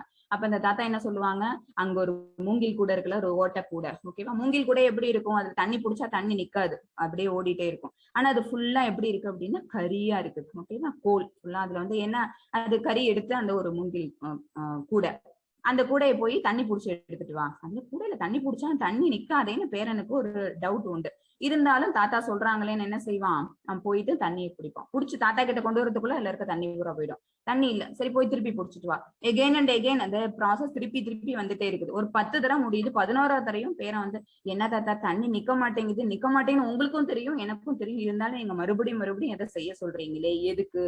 இப்ப நீ கூடையை பாரு அப்படின்னு தாத்தா சொல்லுவாங்க. கூடை எப்படி இருக்கும்? இப்ப கிளியரா பளிச்சுன்னு இருக்கும். ஓகேவா? ஏன் அத்தனை வாட்டி இது தண்ணி பட்டு அது வாஷ் ஆயிருக்குது. ஓகேவா? அதே மாதிரிதான் நம்மளோட ஜீவாத்மாவோட மனசும். அவ்வளவு கலங்கங்கள், அவ்வளவு அசுத்தங்கள், அத்தனை விதமான, ஏன்னா அவ்வளவு குணங்கள் நம்ம மனசுக்குள்ள இருக்குது. பகவான் நம்மள இங்க அனுப்பும் போதே குணங்களையும் சேர்த்துதான், ஜடசக்தின்னு பின்னாடி படிப்போம். ஓகேவா? அதெல்லாம் சேர்த்துதான் நம்மள இங்க படைச்சிருக்கிறாங்க. சோ என்ன ஆகுது அப்படின்னு பாத்தீங்கன்னா, கலங்கங்கள் ஃபுல்லா நம்மளோட மனசுல இருக்கு. அப்ப அதனாலதான் என்ன ஆகுது, ரிப்பீட்டட் பர்த் அண்ட் டெத் இந்த சைக்கிள்குள்ளேயே நம்ம மாட்டிட்டு இருக்கோம். எப்ப ஒன்ஸ் நம்ம வி கெட் கிளியர்டு அப்படிங்கும் போது நமக்கு என்ன ஆட்டோமேட்டிக்கா டிக்கெட் கிடைச்சிடும். ஓகேவா? அப்ப go back to Godhead. ஒரிஜினலாவே நம்மளும் என்ன செய்துறோம் அப்படின்னா, எங்கேருந்து வந்தோமோ அந்த ஒரிஜினல் பிளேஸுக்கு, பகவானோட திருவடிக்கு நம்ம போயிருவோம். ஓகேவா? அப்ப என்ன ஆகுது, நம்ம எத்தனை ரிப்பீட்டடா நம்ம பகவத்கீதையை படிக்கும் போது எப்படி இந்த கூடையில ரிப்பீட்டடா நம்ம தண்ணி புடிச்சுட்டே இருந்தோமோ அப்ப கிளியர் ஆனிச்சோ, அதே மாதிரி நம்ம மனசுல இருக்க கலங்கங்களும் கிளியர் ஆகும். அதுல தண்ணி நின்னுச்சா, நிக்கல. அதே மாதிரி அந்த ஞானம் நமக்கு கிடைச்சதா அப்படின்னு கிடைச்சிருக்காது. ஒவ்வொருத்தவங்களும் ஒரு விதமா அதை வந்து இன்டர்பிரட் பண்ணிருப்பாங்க. ஒருத்தவங்களுக்கு டிகிரி ஆஃப் அந்த ரியலைசேஷன் கொஞ்சம் கூட இருக்கும். சில பேருக்கு ரியலைசேஷன் கெப்பாசிட்டி வந்து கொஞ்சம் கம்மியா இருக்கிறதுனால இந்த ஞானம் அந்த அளவுக்கு இருக்காது. சில பேர் கிளாஸ்ல ஏதோ சொன்னாங்க, அப்ப புடிச்சிருந்தது, புரிஞ்சுது, அப்புறம் பாத்தீங்கன்னா எனக்கு திருப்பி சொல்ல தெரியல. ஓகேவா? நம்ம சொல்லுவோம், அந்த மாதிரி நம்ம சொல்லுவோம். இது நமக்கு எல்லாருக்குமே என்ன இருக்கு அப்படின்னா, டிஃபெக்டிவ் சென்சஸ் தான் இருக்கு. அந்த அளவுக்கு ஞாபக சக்தி நமக்கு கிடையாது. ஓகேவா? கலியுகத்துல முக்கியமா. சோ ஏன்னா நமக்கு வந்து நிறைய விதத்துல நம்மளோட கான்சென்ட்ரேஷனை பிரிச்சிடுறோம். ஓகேவா? சோ போக்கஸ்டா ஒரு விஷயத்த கத்துக்கிட்டா மட்டும்தான் நம்மளால என்ன செய்ய முடியும், அதுல வந்து டெப்தா அந்த ஞானத்தை நம்மளால அடைய முடியும். அந்த டெப்த், அந்த ஞானம்ங்கிறது இப்போதைக்கு இல்லைங்கிறதுனால, எதுவுமே மறந்துடக்கூடிய சூழ்நிலையில் நம்ம இருக்கோங்கிறதுனால, ஆனா என்ன நடக்குது, கலங்கங்கள் மட்டும் தீருது. நம்ம இதுவரைக்கும் செஞ்ச பாவங்கள் எல்லாம் மட்டும் இந்த இடத்துல என்ன ஆகுது, ஃபுல்லா வாஷ் அவுட் ஆயிடுது. பேலன்ஸ் நல்லிஃபை பண்ணிடுறோம் அந்த இடத்துல. ஓகேவா? இது வந்து ஸ்பெஷாலிட்டி. இது பகவத்கீதையோட ஸ்பெஷல். அந்த ஒரு மகாத்மியத்தை சொல்றதுக்கான ஸ்டோரி இது. கீதையை தியானிப்பவர்கள் ஒவ்வொரு நாளும் புதிய மகிழ்ச்சியையும் புதிய அர்த்தங்களையும் பெறுவார்கள் அப்படின்னு மகாத்மா காந்தி அவங்க சொல்லியிருக்கிறாங்க. அவங்களோட ரியலைசேஷன் அது. நான் பகவத்கீதையை படித்து கடவுள் இந்த பிரபஞ்சத்தை எவ்வாறு படைத்தார் என்பதை பற்றி சிந்திக்கும் போது மற்ற அனைத்தும் மிதமிஞ்சியதாக தெரிகிறது. ஓகேவா? ஐன்ஸ்டீன் அவங்க கிரேட் சயின்டிஸ்ட். அவங்க மோர் தேன் thousands ஆஃப் இன்வென்ஷன்ஸ் பண்ணவங்க. அவங்க நான் தான் படைச்சேன் அப்படின்னு அவங்களோட எண்ணங்கள் இருந்தாலும் கூட, அவங்க பகவத்கீதையை படிச்சு விட்டு அவங்களுக்கு எப்படி தெரிஞ்சுது, இந்த இன்வென்ஷன்ஸ் எல்லாம் ஒண்ணுமே இல்ல, இதை விட கற்பனை கேட்டாத அச்சிந்திய சக்தி. ஓகேவா? அந்த மாதிரியான ஒரு விஷயங்களை பகவான் இந்த பிரபஞ்சத்துல ஏற்படுத்தி இருக்கிறாங்க அப்படின்னு நினைக்கும் போது அவங்களுக்கு இதெல்லாம் சாதாரண விஷயமா தெரியுது அப்படின்னு அவங்களும் சொல்லியிருக்கிறாங்க அவங்களோட ரியலைசேஷன்ல. இஸ்கானின் பகவத்கீதை உண்மை உருவில் ஏன், நான் முன்னாடியே ஏற்கனவே சொல்லிட்டேன். கீத பரம்பரையில, ஓகேவா, அந்த சீட பரம்பரையில இது வந்ததுன்னா மட்டும்தான் உண்மையா பகவான் என்ன சொல்லணும்னு வந்திருந்தாங்களோ அது நமக்கு தெரிய வரும். வேற யாராவது உரையாசிரியர்கள் எழுதுனதை நம்ம பார்த்தோம் அப்படின்னு பாத்தீங்கன்னா அவங்களோட சொந்த கற்பனைகளையும் அதுல ஆட் பண்ணிருப்பாங்க. சோ அது நம்ம மைண்டை டிவியேட் பண்ணக்கூடிய விஷயங்கள் இருக்கலாம். உடைந்த கேபிள் மூலம் சார்ஜிங் செய்தால் அலைபேசி சேதமடைகிறது. சரியான தரவு பரிமாற்றத்திற்கு இதை பயன்படுத்த முடியாது. ஓகேவா? நம்ம சார்ஜ் பண்றோம், அந்த கேபிள் கொஞ்சம் டேமேஜ் ஆயிருக்கு அப்படின்னு பாத்தீங்கன்னா என்ன ஆகும், அது எது பண்ணிடும், சார்ஜ் ஒழுங்கா ஆகுதுங்கிறது இட்ஸ் அபார்ட். என்ன ஆயிடும், நம்மளோட போனும் சேர்ந்து டேமேஜ் ஆகிறதுக்கு வாய்ப்பு இருக்கு. இது அனுப்புனருக்கும் பெறுநருக்கும் இடையிலான தொடர்பு இல்லாததால் ஏற்படுகிறது. ஓகேவா? நடுவில் இருக்கக்கூடிய அந்த கனெக்டிவிட்டி இருக்குல்ல, அந்த கேபிள் இருக்குல்ல, அது சரியா இல்லாத அப்படிங்கிறதுனால அந்த கரண்ட் கரெக்டா இந்த சார்ஜருக்கு வர்றது இல்லை. இது போல் கிருஷ்ணாவின் செய்தி ஒழுக்கமான அடுத்தடுத்த சங்கிலி வழியாக வர வேண்டும். அதுதான் ஆத்தென்டிகேட்டட் பரம்பரா அப்படின்னு நம்ம சொன்னோம்ல, அந்த பாரம்பரியம் வழியா வந்ததுன்னாதான். வீட்லயே ஒரு சில விஷயங்கள் நம்ம பார்த்திருக்கிறோம். நான் ஏதாவது ஒண்ணு செஞ்சேன் அப்படின்னா, ஏமா இதை இப்படி பண்றீங்க அப்படின்னு பையன் கேட்டானா, எங்க அம்மா சொல்லி கொடுத்தாங்க, எங்க அம்மாவுக்கு அவங்க அம்மா சொல்லி கொடுத்தாங்க. சோ ஏதாவது ஒரு சாதாரண விஷயம், பௌதிக வாழ்க்கையில இருக்கக்கூடிய சாதாரண விஷயத்தை நம்ம என்ன செய்யறோம் அப்படின்னா, நானா செய்யறது இல்ல, எங்க அம்மா சொன்னாங்க இல்ல எங்க பாட்டி சொன்னாங்க அப்படின்னு சொல்லிட்டு நம்ம என்ன பண்றோம், ட்ரெடிஷனல் அந்த வழியை தான் நம்ம பின்பற்றுறோம். இது சாதாரண விஷயத்துக்கு அப்படின்னா, ஆன்மீகம் சம்பந்தப்பட்ட விஷயமா இருந்ததுன்னா நம்ம எதை நம்பணும் அப்படின்னா, சீட பரம்பரையில வரக்கூடியவங்க சொன்னதுதான் எப்படி இருக்கும் அப்படின்னு பாத்தீங்கன்னா ஆத்தென்டிகேட்டடா இருக்கும், ஒழுக்கமான செய்திகளா இருக்கும். அதுக்காக தான் இஸ்கானோட பகவத்கீதையை நம்ம ஃபாலோ பண்றோம். கீதை ஒரு பரந்த புத்தகம். கீதையை முறையாக ஆய்வு செய்ய 1 வருடம் ஆகும். ஓகேவா? ஒரு வருஷம் அப்படிங்கிறது வந்து நம்ம வந்து கீதை வந்து ஓரளவுக்கு புரிஞ்சிருக்கக்கூடிய ஒரு வாய்ப்பு நமக்கு கிடைக்கும். 18 நாட்களில் நம்மால் அதை செய்ய முடியாது. அதனால கிருஷ்ணாவுக்கும் அர்ஜுனனுக்கும் இடையிலான எண்ணங்களின் ஓட்டத்தில் நம்ம கவனம் செலுத்துகிறோம். ஓகேவா? இதுல நம்ம வந்து இது ஒரு பியூர் சயின்ஸ் இது. ஓகேவா? இது வந்து ஒரு ஆன்மீக விஞ்ஞானம். இது இந்த ஆன்மீக விஞ்ஞானத்தை வந்து பல இன்டர்பிரேஷன் நம்மளால கொண்டு போயிட்டே இருக்க முடியும். ஆனா நம்ம என்ன செய்யறோம், 18 டேஸுக்குள்ள இதை நம்ம ரெஸ்ட்ரிக்ட் பண்றதுனால, டைம் கன்ஸ்ட்ரெயின்ட் இருக்கிறதுனால நம்ம என்ன செய்யறோம் அப்படின்னா, கிருஷ்ணாவும் பகவான் கிருஷ்ணரும் அர்ஜுனனும் என்ன பேசிக்கிறாங்க, அவங்க 2 பேருத்துக்குமான அந்த கான்வர்சேஷன் எப்படி இருக்கு, அவங்களோட எண்ணங்களின் ஓட்டங்கள் எப்படி இருக்கு அப்படிங்கறத பத்தி நம்ம இதுல பார்க்க போறோம். பகவத்கீதையின் மனநிலை. அர்ஜுனனின் கலக்கமும் மாயையின் தோற்றமும் கிருஷ்ணரின் ஏற்பாடு என்பதை புரிந்து கொள்ள வேண்டும். பகவத்கீதை எப்ப எந்த இடத்துல உருவானுச்சு அப்படின்னா, குருக்ஷேத்திர போர்க்களத்துல வச்சு அர்ஜுனன் வந்து போருக்கு ரெடி ஆயிட்டாங்க, வந்து அங்க போர்க்களத்துல நின்றுட்டாங்க. ஓகேவா? போர் ஆரம்பிக்க போகுது, சங்கநாதம் ஒலிக்க போகுது. அதுக்கு முன்னாடி அர்ஜுனனுக்கு ஒரு டவுட், நம்ம வந்து இந்த 2 சேனைக்கு நடுவுல கொண்டு வந்து என்னோட தேரை நிறுத்துங்க அப்படின்னு சொல்லிட்டு பார்த்த சாரதி கிட்ட சொல்றாங்க. பார்த்தனோட சாரதி யாரு அப்படின்னா பகவான் ஸ்ரீ கிருஷ்ணா தான். ஓகேவா? அவங்கள்ட்ட சொல்றாங்க. அத அவங்களும் இவங்க சொன்னதுக்காக அந்த ரதத்தை கொண்டு வந்து நடுவுல நிறுத்தவும், அந்த ரதத்துல இருந்து அவங்க அந்த வியூவை பாக்குறாங்க. பார்க்கும்போது எப்படி அவங்களுக்கு தெரியுது அப்படின்னா, எதிர்த்தரப்புல இருக்கக்கூடிய அந்த சேனையில இருக்கக்கூடிய எல்லாருமே இவங்களுக்கு சொந்தக்காரங்க. ஓகேவா? தாத்தா இருக்காங்க, மாமா இருக்கிறாங்க, உடன் பிறந்தோர் இருக்கிறாங்க, அவங்களோட பசங்க இருக்கிறாங்க, பேரன் இருக்காங்க. ஓகேவா? தனக்கு சொல்லி கொடுத்த குரு இருக்கிறாங்க, மாமன்மார்கள், இந்த மாதிரி எல்லாருமே ஃப்ரெண்ட்ஸ் அந்த ரிலேட்டிவ்ஸ் தான் கம்ப்ளீட்டா இருக்கிறதுனால இவங்களை கொல்ல போறோமா நம்ம அப்படிங்கிற ஒரு கலக்கம் அர்ஜுனனுக்கு வந்துருது. இது வந்து அர்ஜுனனுக்கு தானா வரல. ஏன்னா அர்ஜுனன் மகா பக்தன். இது எல்லாமே பகவானோட ஏற்பாடுங்கிறது அர்ஜுனனுக்கு தெரியும். இருப்பினும் கூட அவனுக்கு அந்த மயக்கத்தை கொடுத்தது யாரு அப்படின்னு, அந்த மாயின் தோற்றத்தை கொடுத்தது யாரு அப்படின்னா அது கிருஷ்ணர். அவங்களோட ஏற்பாட்டின் மூலமா தான் அர்ஜுனன் இடத்துல கலக்கம் அடைகிறாங்க. எல்லாமே தெரியும். ஆனாலும் கூட இந்த மாதிரி சிச்சுவேஷனை உண்டு பண்ணுனா அர்ஜுனன் எப்படி கலக்கம் அடைவான், அதுக்கு என்ன மாதிரி நம்ம சொல்யூஷன் கொடுக்கணும், அதை ஒரு பேஸா வச்சு, ஓகேவா, அதை ஒரு பேஸா வச்சு அது மூலமா பகவானுக்கு பகவான் வந்து அர்ஜுனனுக்கு என்ன சொல்லி கொடுத்தாங்கன்னா இந்த பகவத்கீதையை சொன்னாங்க. அர்ஜுனனுக்கு குழப்பமும் கலக்கமும் ஏற்படாவிட்டால் அவரை மீட்பதற்காக கிருஷ்ணர் பகவத்கீதையை பேச வேண்டிய அவசியம் இல்லை. ஓகேவா? பகவத்கீதையை முதலில் கேட்பவர் அர்ஜுனன் என்றாலும் அது அனைவரின் நலனுக்காகவே. அர்ஜுனனுக்கு அந்த மாதிரி ஒரு கலக்கத்தையும் மனக்குழப்பத்தையும் பகவானே ஏற்படுத்திட்டு அதுக்கான சொல்யூஷனை அவங்களும் கொடுக்குறாங்க பகவத்கீதை மூலமா. ஓகேவா? இது முதல்ல கேட்கறது யாரு அப்படின்னா அர்ஜுனன் தான் ஃபர்ஸ்ட் சீடன். இருந்தாலும் கூட நம்ம எல்லாம் இப்ப படிக்கிறதுனால நம்ம எல்லோருடைய நலனுக்காக அப்படின்னு நம்ம அதை இந்த இடத்துல வந்து இன்டர்பிரட் பண்ணிக்கணும். அர்ஜுனனின் தீர்க்கமற்ற தன்மை. கிருஷ்ணர் இரு படைகளுக்கும் நடுவில் தேரை ஓட்டினார். குருக்ஷேத்திர போரில் போராட அர்ஜுனன் சிரமப்பட்டார். ஓகேவா? அர்ஜுனனுக்கு இந்த ஒரு மனக்கலக்கம் வந்துருது. அவர் ஸ்ரீ கிருஷ்ணாவிடம் சரணடைந்தார். இதன் விளைவாக இந்த பகவத்கீதை பேசப்பட்டது. ஓகேவா? ஃபர்ஸ்ட் சாப்டர் ஃபுல்லா என்ன இருக்கும் அப்படின்னு பாத்தீங்கன்னா 5 விதமான ஒரிசை சொல்லி அர்ஜுனன் வந்து நான் போரிட மாட்டேன் அப்படின்னு சொல்லிட்டு இந்த ஃபர்ஸ்ட் சாப்டரோட எண்ட்ல என்ன செஞ்சிருவாங்க, தன்னோட கையில இருக்கிற அந்த வில் அம்பு நழுவ விட்டுட்டு அந்த சேரியட்லயே உட்கார்ந்துடுறாங்க. ஓகேவா?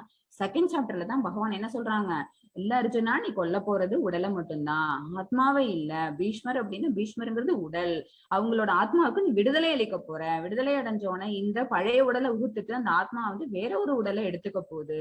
சோ இவங்க எல்லாரையும் நீ லிபரேட் தான் பண்ண போற, you are not going to kill them அப்படின்னு பகவான் கிருஷ்ணர் அவங்களுக்கு சொல்ல போறாங்க செகண்ட் சாப்டர்ல. எப்ப அப்படின்னா once he get surrendered himself. எப்ப அர்ஜுனன் வந்து சரண்டர் ஆகிறானோ, அது வரைக்கும் ஃப்ரெண்டாவே தான் பாத்துக்கிட்டு இருப்பாங்க. 2.7ல தான் என்ன ஆவாங்க அப்படின்னா கிருஷ்ணர் கிட்ட சரண்டர் ஆவாங்க. அதுக்கப்புறம் கிருஷ்ணர் வந்து பகவத்கீதைய செகண்ட் சாப்டரே எப்படி சொல்லுவோம் அப்படின்னு பகவத்கீதையின் சாராம்சம். ஓகேவா? அதுதான் வந்து அதோட முழு சுருக்கம். கீதையின் சுருக்கம் என்ன அப்படின்னா செகண்ட் சாப்டர். அதை படிச்சீங்கன்னாலே 18 சாப்டர்ல இருக்கக்கூடிய சொல்லப்பட்டிருக்க விஷயம் எல்லாமே அதுல ஒன்னா வந்துடும். சோ பகவத்கீதை எங்க இருந்து ஸ்டார்ட் ஆகுது அப்படின்னா செகண்ட் சாப்டர்ல இருந்து ஸ்டார்ட் ஆகுது. கீதா மகாத்மியம். கீதை மகாத்மியம் வந்து டோட்டலா 7 ஸ்லோகாஸ் இருக்கக்கூடிய ஒரு பாடல். அது பாடல் தொகுப்பு. இது வந்து ஆதி சங்கராச்சாரியா அவங்களால பாடப்படுறது.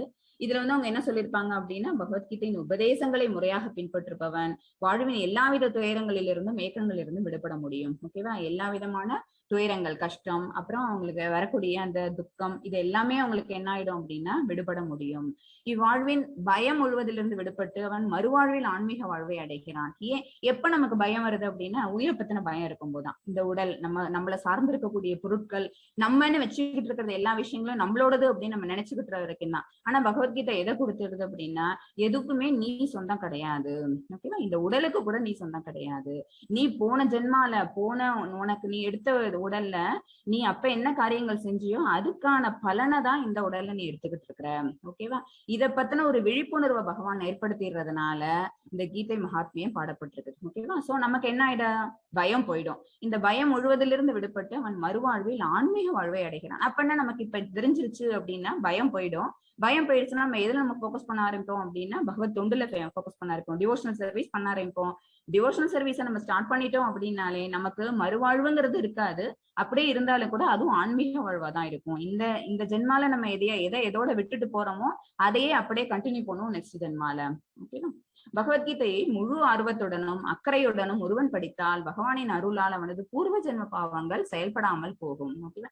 அவன் அது வரைக்கும் என்னென்ன பாவங்கள் இருந்து, ஏன்னா எல்லா பாவ கணக்கையும் தீர்க்கணும், நல்லிஃபை பண்ணாதான் நம்ம பகவான்கிட்ட திருப்பி போக முடியும். அதுக்காக அந்த ஆத்மாங்கிறது பல ஜென்மங்கள் எடுத்துக்கிட்டே இருக்குது, ரீபர்த் ஆகிக்கிட்டே இருக்குது.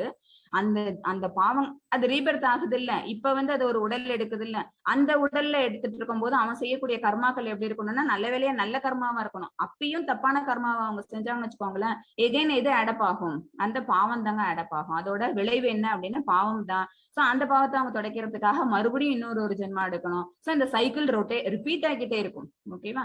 சோ பகவானோட அருள்னால என்ன ஆகுது அப்படின்னா அந்த பாவங்கள் எதுவுமே இல்லாம போயிடுச்சுன்னா நம்ம இப்ப கிளியர் ஆயிடுறோம், களங்கம் இல்லாம ஆயிடுறோம்.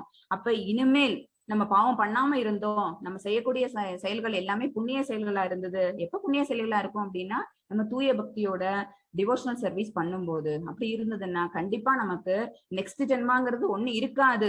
நம்மளோட அந்த ஒரு சரண்டர் அந்த டிகிரியை பொறுத்து. அப்படி இல்ல இருந்ததுன்னா இன்னொரு ஜென்மா இருக்கு அப்படின்னா அப்ப நம்ம என்ன செய்வோம்? நல்ல ஒரு உடல் எடுத்து நல்ல ஒரு ஃபேமிலியில, ஓகேவா, ரிச் ஃபேமிலி, அப்புறம் ஒரு அழகான உடல் எடுத்திருப்போம். பல விஷயங்கள் பின்னாடி சொல்லப்படும். அதோட பலன்கள் என்ன அப்படிங்கிறது பின்னாடி நான் உங்களுக்கு எக்ஸ்பிளைன் பண்றேன். இதுல ஒரே ஒரு ஸ்லோகா இருக்கு. 7 ஸ்லோகாஸ்ல முக்கியமானது இது. சர்வோபனிஷத்தோ காவோ தோக்தா கோபால நந்தனக பாட்டோ வத்சக சுதிர் போக்தாக்துவம் கீதாமிருதம் மகத். எல்லா உபனிஷத்துக்களின் சாரமான கீதோபனிஷத் என்று அழைக்கப்படும் பகவத்கீதை பசுவை போன்றது. ஓகே, பகவத்கீதை என்ன அப்படின்னா பசு போன்றது. பசு என்ன தரும்? பால் தரும். அந்த பால் இந்த இடத்துல யார் கறக்குறா அப்படின்னா பகவான் ஸ்ரீ கிருஷ்ணரால் கறக்கப்படுகிறது. ஓகே, இடையர்குல சிறுவனாக புகழ்பெற்று விளங்கும் பகவான் கிருஷ்ணரால் கறக்கப்படுகிறது. அர்ஜுனன் கன்று போன்றவன். அர்ஜுனன் என்ன செய்யறாங்க? உடனே பகவான் கிட்ட இருந்து வரக்கூடிய அமிர்தம் போல சுவையுடைய அந்த பகவத்கீதைய முதல்ல சுவைக்கிறது யாரு அப்படின்னா அர்ஜுனன் தான். அவன் அந்த இடத்துல கன்று மாதிரி இருந்து அந்த பாலை அவங்க அருந்துறாங்க. அறிவு சான்றவரும் தூய பக்தர்களும் பகவத்கீதை என்னும் அமிர்த பாலை குடிக்க வேண்டியவர்கள். அர்ஜுனனை தவிர வேற யாரு அப்படின்னா இந்த பகவத்கீதை அப்படிங்கிற இந்த கான்வர்சேஷன் 2 பேருக்கும் நடுவில் இருக்கக்கூடிய இந்த கீதையை படிக்கிறவங்களும் இந்த அமிர்த பாலை குடிக்க, இதோட ருசியை தெரிஞ்சுக்க வேண்டியவர்கள். ஓகேவா? தூய பக்தர்களுக்கு மட்டுமே இது சொல்லப்பட வேண்டும்னு பகவான் சொல்லியிருக்கிறாங்க.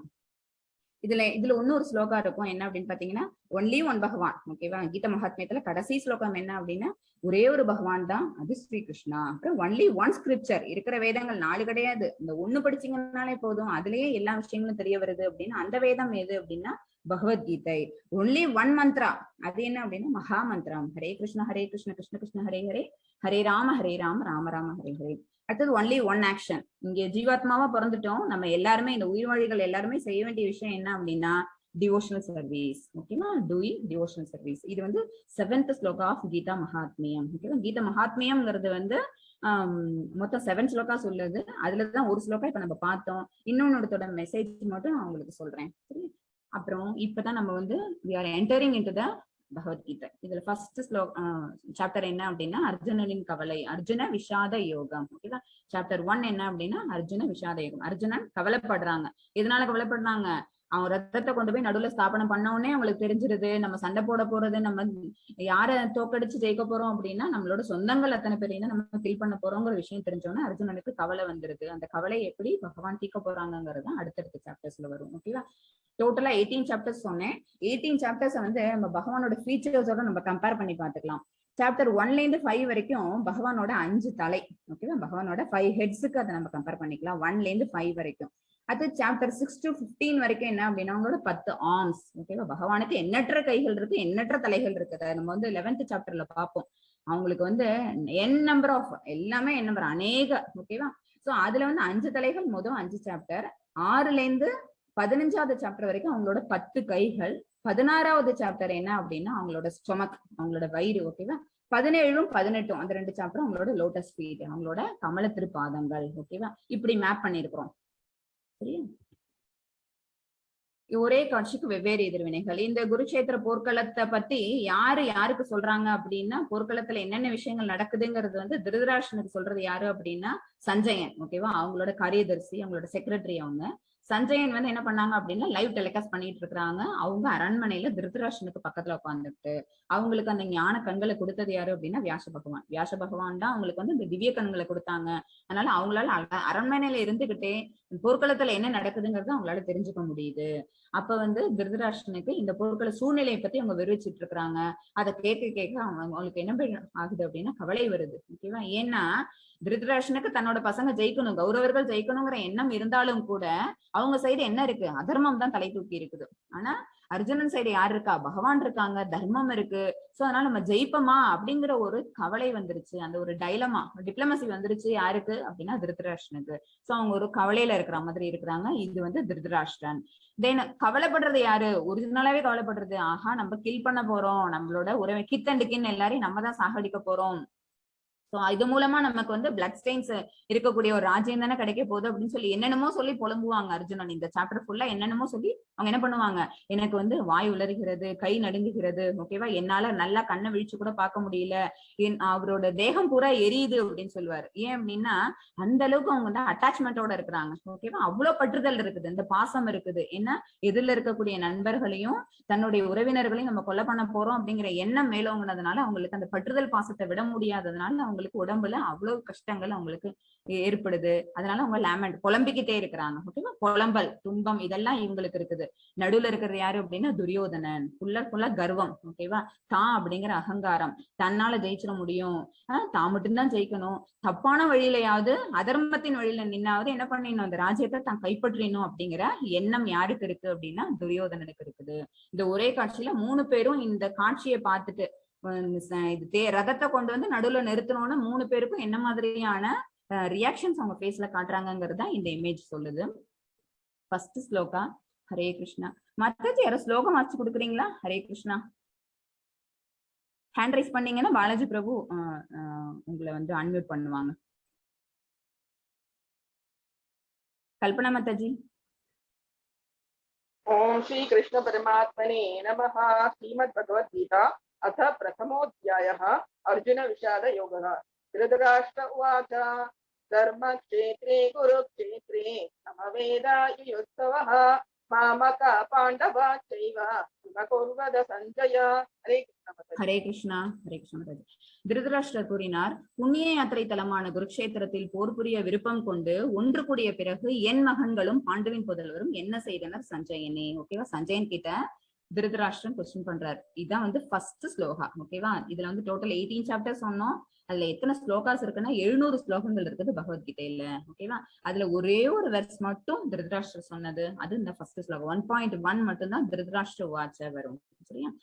அவங்க வந்து என்ன கேட்டிருக்கிறாங்க அப்படின்னா சஞ்சயன் கிட்ட புண்ணியதலமான குருக்ஷேத்திரம். ஏன்னா குருக்ஷேத்திர போர்க்களத்துல வந்து நிறைய எண்ணற்ற போர்கள் நடந்திருக்குது, நிறைய விஷயங்கள். அதுல வந்து புண்ணியதலம் அப்படின்னு சொன்னாலே அது என்ன, தேவர்கள்லாம் வந்து இருந்து வழிபடக்கூடிய ஒரு தலம். அந்த அளவுக்கு புண்ணிய கஷேத்திரம் அப்படின்னு குருக்ஷேத்திரத்துக்கு பேர் உண்டு. அந்த இடத்துல போர் புரியுறாங்க. போர் புரியறதுக்கு அங்க அந்த இடத்துல அங்க ஆர்கனைஸ் பண்ணிருக்கிறாங்க 2 பேரும் அவங்களோட சேனைகள் எல்லாத்தையும். அங்க 7 அக்ரோனி சேனைகள் இருக்காங்க, இங்க 11 அக்ரோனி சேனைகள் இருக்காங்க. டோட்டலா எண்ணி பாத்தீங்கன்னா 18. நம்ம குருக்ஷேத்திர போர் நடந்ததும் 18 நாட்கள். ஓகேவா? பகவத்கீதையும் 18 சாப்டர்ஸ். சோ அந்த இடத்துல ஒண்ணு கூடி இருக்கிற என்னுடைய மகனும் பாண்டுவின் புத்திரனும். திருதராஷ்டிரனோட பசங்க 100 பேர் இருக்கிறாங்க பிளஸ் 1. அடுத்தது பாண்டுவோட புத்திரர்கள் மொத்தம் 5 பேர். எல்லாருமே வந்து என்ன அப்படின்னா குருவம்சத்துல வர்றவங்க தான். ஆனா அவங்க பிரிச்சு பாக்குறாங்க. திருதராஷ்டிரன் வந்து தன்னோட தம்பி பசங்க அப்படின்னு பார்க்காம, தன்னோட பசங்கன்னு பார்க்காம தம்பியோட பையன் அப்படிங்கிற மாதிரி அவங்களை பிரிச்சு பாக்குறாங்க. பாண்டுவின் புதல்வரும் என்ன செய்தனர் ஓகேவா அப்படின்னு திருதராஷ்டிரர் வந்து சஞ்சயன் கிட்ட கொஸ்டின் ரைஸ் பண்றாங்க. இது இந்த இமேஜ் வந்து என்ன சொல்லுதுன்னு பாத்தீங்கன்னா, இந்த தர்மக்ஷேத்திரம் என்ன அப்படின்னு பாத்தீங்கன்னா அதுதான் போர் நடக்கக்கூடிய இடம். அந்த போர் நடக்கக்கூடிய இடத்துல இருந்து யார் யாரு இருக்காங்க அப்படின்னு பாத்தீங்கன்னா பாண்டவர்கள் இருக்காங்க, அப்புறம் கௌரவர்கள் இருக்கிறாங்க. அப்புறம் அந்த இடத்துல நமக்கு என்ன கிடைக்குது அப்படின்னா, அந்த போர் நடக்கிறதுக்கு முன்னாடி நமக்கு பகவத்கீதை கிடைச்சது. ஓகேவா? சோ தர்மக்ஷேத்திரத்துல போர் நடக்குது. இப்ப நம்ம பால் காய்ச்சறோம் அப்படின்னு வச்சுக்கோங்களேன், அடுப்புல வந்து தீ இருக்கு. ஒண்ணு அடுப்பை ஆஃப் பண்ணணும் அல்லது தீயை குறைக்கணும், இல்லாட்டி இந்த பால் பொங்கிடும். ஓகேவா? சோ நம்மளோட மனசுங்கிறது வந்து கம்ப்ளீட்டா இதான் என்ன ஆயிருக்கும் அப்படின்னு பாத்தீங்கன்னா, செல்ஃப் அசம்ஷன்ஸ்னால நம்ம தான் ஜெயிக்கணும், நம்ம தான் வந்து இந்த ஜட உலகத்தை ஆளணும், நம்ம தான் எல்லாத்துக்கும் ப்ரொப்ரைட்டரா இருக்கணும், எல்லாத்தையும் நம்ம தான் அடக்கி ஆளணும் அப்படிங்கிற எண்ணம் இருந்துட்டு இருக்குன்னு வச்சுக்கோங்களேன். அது எல்லாமே செல்ஃப் அசம்ஷன்ஸ். நான் தான் வந்து பெரியவன். அந்த அசம்ஷன் இருந்ததுனாலயே துரியோதனன் என்ன ஆயிட்டான் அப்படின்னு பாத்தீங்கன்னா அழிஞ்சிட்டான். ஓகேவா? தன்னை பத்தின ஒரு உயர்ந்த ஒரு எண்ணத்தை தானாவே வகுத்துக்கிட்டான். அதனால என்ன பண்ணான் அப்படின்னு பாத்தீங்கன்னா, அநீதியான வழியில, அதர்மமான வழியில அவன் நிறைய நடவடிக்கைகளை செஞ்சுக்கிட்டு இருந்தான். சோ அதனால அவனுக்கு அழிவு ஏற்பட்டது. அந்த மனக்கலக்கங்கள், அந்த செல்ஃப் அசம்ஷன்ஸ் நம்ம குறைக்கணும். ஓகேவா? சோ எப்படி நம்ம தீயை நிறுத்துறோமோ அந்த மாதிரி அந்த செல்ஃப் அசம்ஷன்ஸ் எல்லாத்தையுமே நிறுத்தணும்னால என்ன ஆயிடும், நம்மளோட மனசு சஞ்சலப்படுறதுங்கிறது குறைஞ்சிடும். ஓகேவா? பால் எப்படி கொதிச்சு வருதுங்கிற மாதிரி நம்மளோட மனசு வந்து கொதிக்கிறது, மனசு வந்து சஞ்சலப்படுது. நம்ம பால் கொதிக்கிறது வந்து நெருப்பு அணைக்கிறது மூலமா நம்மளால என்ன பண்ண முடியும், அதை அடக்கிட முடியும். அதே மாதிரி மனசு சஞ்சலப்படுறதை நம்ம என்ன செய்யணும் அப்படின்னா, செல்ஃப் அசம்ஷன்ஸை நம்ம டெலீட் பண்றது மூலமா. ஓகேவா? அடுத்தது மாமகா அப்புறம் பாண்டவன், என்னோட பசங்க அப்புறம் பாண்டவர்கள் பாண்டுவோட பசங்க அப்படின்னு 2 விஷயங்கள் இருக்குது. அதுல இந்த பால்ல வந்து நம்ம என்ன செஞ்சிடும் அப்படின்னா, அந்த திரிய வைக்கிறதுக்காக கொஞ்சோண்டு லெமன் போட்டோம்னு வச்சுக்கோங்களேன், பால் பிரிஞ்சுட்டு யூசபிள் பார்ட்டாவும் நம்ம கொட்டுற ஒரு பார்ட்டாவும் 2ஆ பிரிஞ்சிருது. ஒண்ணு அதுல இருந்து பனீர் பிரிஞ்சு வந்துடும், இன்னொன்னு அது யூஸ் பண்ணிக்கலாம், இன்னொன்னு தூக்கி கொட்டுற மாதிரியான தண்ணி தனியா வந்துருது. ஓகேவா? தண்ணி வந்து தேவைப்படாத விஷயம். சோ 2ஆ பிரியுது அந்த பால்ங்கிறது. அதுல ஒரு விஷயத்த கலந்த உடனே அது 2 விஷயங்களா பிரியுது. ஒண்ணு வந்து மாமக்கா, இன்னொன்னு பாண்டவா. ஓகேவா? மாமக்கான்னா என்னுடைய புத்திரர்கள், அது என்ன அப்படின்னா வேண்டாத அந்த தண்ணீர். அடுத்தது பாண்டவ புத்திரர்கள் யாரு, பாண்டவர்கள் அந்த 5 பேர் பாண்டு புத்திரர்கள் யாரு அப்படின்னா அதான் பன்னீர். ஓகேவா? எதனால இதை நம்ம நல்ல பாட்டு நம்ம பாண்டவர்கள்னு சொல்றோம் அப்படின்னா, நம்ம எப்படி இதை இன்டர்பிரட் பண்றோம் அப்படின்னா, எப்படி பால்ல நம்ம லெமன் ஜூஸ கலந்த உடனே அந்த மாதிரி தெரியுதோ, அந்த மாதிரி இங்க பக்தி அல்லது தர்மம். ஓகேவா? பக்தி கலக்குது இந்த இடத்துல. பக்தி கலந்ததுன்னு வச்சுக்கோங்களேன், அப்ப பாண்டவர்கள் என்ன செஞ்சுறாங்க, நல்ல விஷயத்த, நேர்மையான விஷயம், தர்ம சம்பந்தப்பட்ட விஷயங்களுக்கு அவங்க போயிடுறாங்க. அப்ப ஆட்டோமேட்டிக்கா என்ன ஆயிடுது, அவங்க களங்கம் அடையாதவர்கள், நல்லவர்களா அவங்க ஆயிடுறாங்க. சோ அவங்களால நம்ம என்ன செய்ய முடியும், பல விஷயங்களை அச்சீவ் பண்ண முடியும். சரியா? அடுத்தது தேவைப்படாத விஷயம் என்ன அப்படின்னு பாத்தீங்கன்னா, அந்த நீரை கொட்டிடுவோம். அதே மாதிரி இந்த பால்ல இருந்து பிரிஞ்சு வர்ற அந்த பனீர் தனியா, பால் தண்ணி தனியாங்கிற மாதிரி பாண்டவர்கள் தனியாவும் கௌரவர்கள் தனியாவும் எதனால பிரியறாங்க அப்படின்னா, பக்திங்கிற ஒரு விஷயம் நடுவுல வர்றதுனால, தர்மம்ங்கிற ஒரு விஷயம் நடுவுல வர்றதுனால. ஓகேவா? சோ தர்மத்தின் வழி சேர்ந்ததுனால பாண்டவர்கள் வந்து ஒரு யூசபிள், ஓகேவா, ஒரு நல்ல பாட்டா அவங்க பிரிஞ்சிடறாங்க. அதர்மத்தின் வழி சேர்ந்ததுனால இவங்க எல்லாம் என்ன, களை எடுக்கப்பட வேண்டியவர்கள். ஒரு நிலத்துல வந்து நம்ம விவசாயம் பண்றதுக்காக விதை போட்டிருக்கிறோம், விதை வந்து நெல்ல முளைச்சு வருது.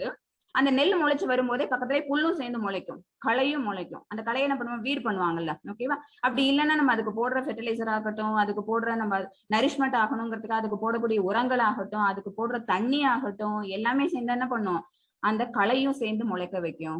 பட் களை தேவைப்படாது, அதுவும் சேர்ந்து இதோட ஒன்னா வளர்ந்ததுன்னா என்ன பிரயோஜனப்படாது. சரியா? சோ அந்த களையை நீக்கணும். எது மட்டும் வளர்ந்தா போதும், நமக்கு தேவையான நெல் பயிர் மட்டும் வளர்ந்தா போதும். சரியா?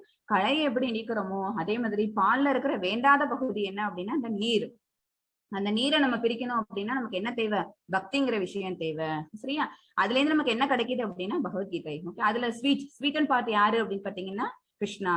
பகவான் கிருஷ்ணர் யார் கூட இருக்கிறாங்க, பாண்டவாஸ் கூட இருக்கிறாங்க. சோ பாண்டவாஸோட அந்த கிருஷ்ணரை நம்ம ஒன்னா ஆட் பண்ணோம்னு வச்சுக்கோங்களேன், தென் நமக்கு என்ன கிடைக்குது, ஒரு பிளிஸ், ரியல் பிளிஸ். அதுதான் உண்மையான நித்தியமான ஆனந்தம் நமக்கு கிடைக்குது.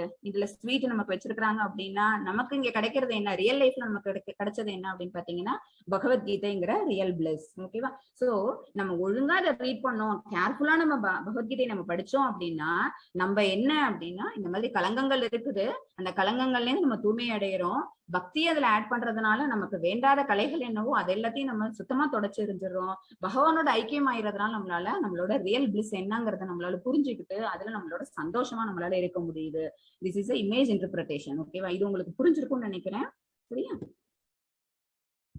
எப்படி வந்து இந்த போர்க்களத்தை அவங்க பாக்குறாங்க, திருதராஷ்டிரர் எப்படி பாக்குறாங்க அப்படின்னா, 11 அக்ரோனி சேனைகள் வச்சிருக்கிறாங்க. நம்ம சைடு கௌரவர்கள் சைடு ரொம்ப ஸ்ட்ராங்கா இருக்கிறாங்க. பீஷ்மர், துரோணாச்சாரியார் இந்த மாதிரி பெரிய பெரிய அதாவது போர் செய்யும் வீரர்கள் நிறைய பேர் இருக்கிறதுனால நம்மளால வின் பண்ண முடியுங்கிற ஒரு விஷயம் இருந்தாலும் கூட அவங்களுக்கு ஒரு உள்ளுக்குள்ள ஒரு கலக்கம் இருக்கு. ஏன் அப்படின்னா பகவான் இல்ல, பகவான் ஆப்போசிட் சைட்ல இருக்கிறாங்க. அதுக்கு வந்து காரணம் என்ன அப்படின்னு பாத்தீங்கன்னா பாசம். சரியா? சோ பாசம் அதிகமா இருக்குது, பற்றுதல் அதிகமா இருக்குது. அதனால திருதராஷ்டிரரால என்ன பண்ண முடியல, தர்மத்தின் வழியில நிக்க முடியல. பாண்டுதான் அந்த அரசாட்சியை பண்ணிட்டு இருந்தாங்க. பாண்டுக்கு அப்புறமா, பாண்டுவோட மரணத்துக்கு அப்புறமா யாருக்கு போய் சேர வேண்டியது, ஹேர் லீகல் ஹேர் யாரு அப்படின்னா யுதிஷ்டனுக்கு. யுதிஷ்டனுக்கு போகாம அதை தட்டி பறிச்சது யாரு அப்படின்னா திருதராஷ்டிரர். திருதராஷ்டிரருக்கு அந்த இடத்துல என்ன வந்திருக்காது, அந்த அரசாட்சி, அந்த அரச பதவியே கிடைச்சிருக்கிறதுக்கு வாய்ப்பு கிடையாது. ஏன்னா ஒரு பிறவி குருடு. பிறவி குருடு அவருக்கு வெளியில கண்ணுதான் கிடையாதுனாலும் அவருக்கு ஞான கண்ணும் இல்லைங்கிறதுனாலதான் பகவான் இருக்கிற சைடு, ஸ்ரீ கிருஷ்ணர் இருக்கிற சைடு தர்மம் இருக்கும், அங்கதான் வந்து வெற்றிங்கிறது கிடைக்குங்கிற அந்த உண்மை கூட உங்களுக்கு புரியல. ஆனா மனக்கலக்கம் மட்டும் உங்களுக்கு இருக்குது. அந்த கலக்கமுக்கு காரணம் என்ன அப்படின்னா தன்னுடைய பசங்க மேல அவர் வச்ச பற்றுதல் அண்ட் பாசம். ஓகேவா? அவர் யுதிஷ்டருக்கு சிம்மாசனத்தை சரியாக கொடுத்திருந்தால் அதன் விளைவு என்னவாக இருந்திருக்கும்? அவங்க டைரக்டா அதை கொடுத்திருந்தாங்க அப்படின்னா, இந்த பாண்டு இறந்த போது யுதிஷ்டருக்கு வயசு இல்லை அப்படின்னா, அதுக்கப்புறம் அந்த ஏஜ் அவங்க கிராஸ் பண்ணும்போது யுதிஷ்டரை கொடுத்திருந்தாங்கன்னு வச்சுக்கோங்களேன், இந்த போருங்கிறதே நடந்திருக்காது, பகவத்கீதைங்கிறது நமக்கு கிடைச்சிருக்காது. சரியா? நம்ம இந்த ஒரு அமிர்தத்தை நம்ம சுவைச்சிட்டு இருந்திருக்க மாட்டோம். ஹரே கிருஷ்ணா. மாதாஜி 1.3 வாட்சி கொடுங்களேன். ஹரே கிருஷ்ணா.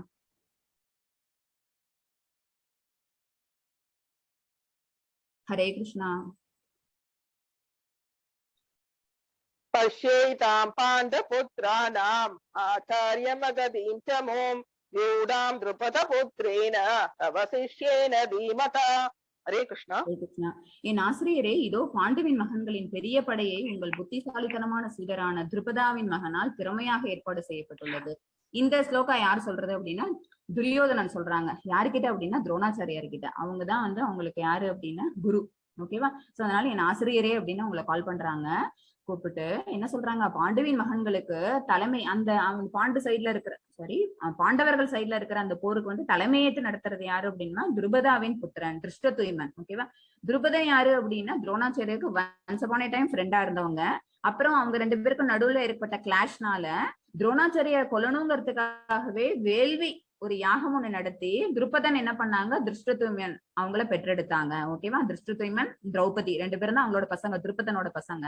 ஆனா தன்னோட எதிரி வந்து அவங்களுக்கு ஒரு பையன் பிறந்ததுக்கு காரணமே தன்னை அழிக்கணும் அப்படிங்கிற அந்த உண்மை தெரிஞ்சாலும் கூட துரோணாச்சாரியன் என்ன செஞ்சாங்க, அந்த வன்மத்தை மனசுல வச்சுக்காம, அந்த ஒரு எண்ணங்கள்லாம் அவங்களோட மனசுல கிடையாது.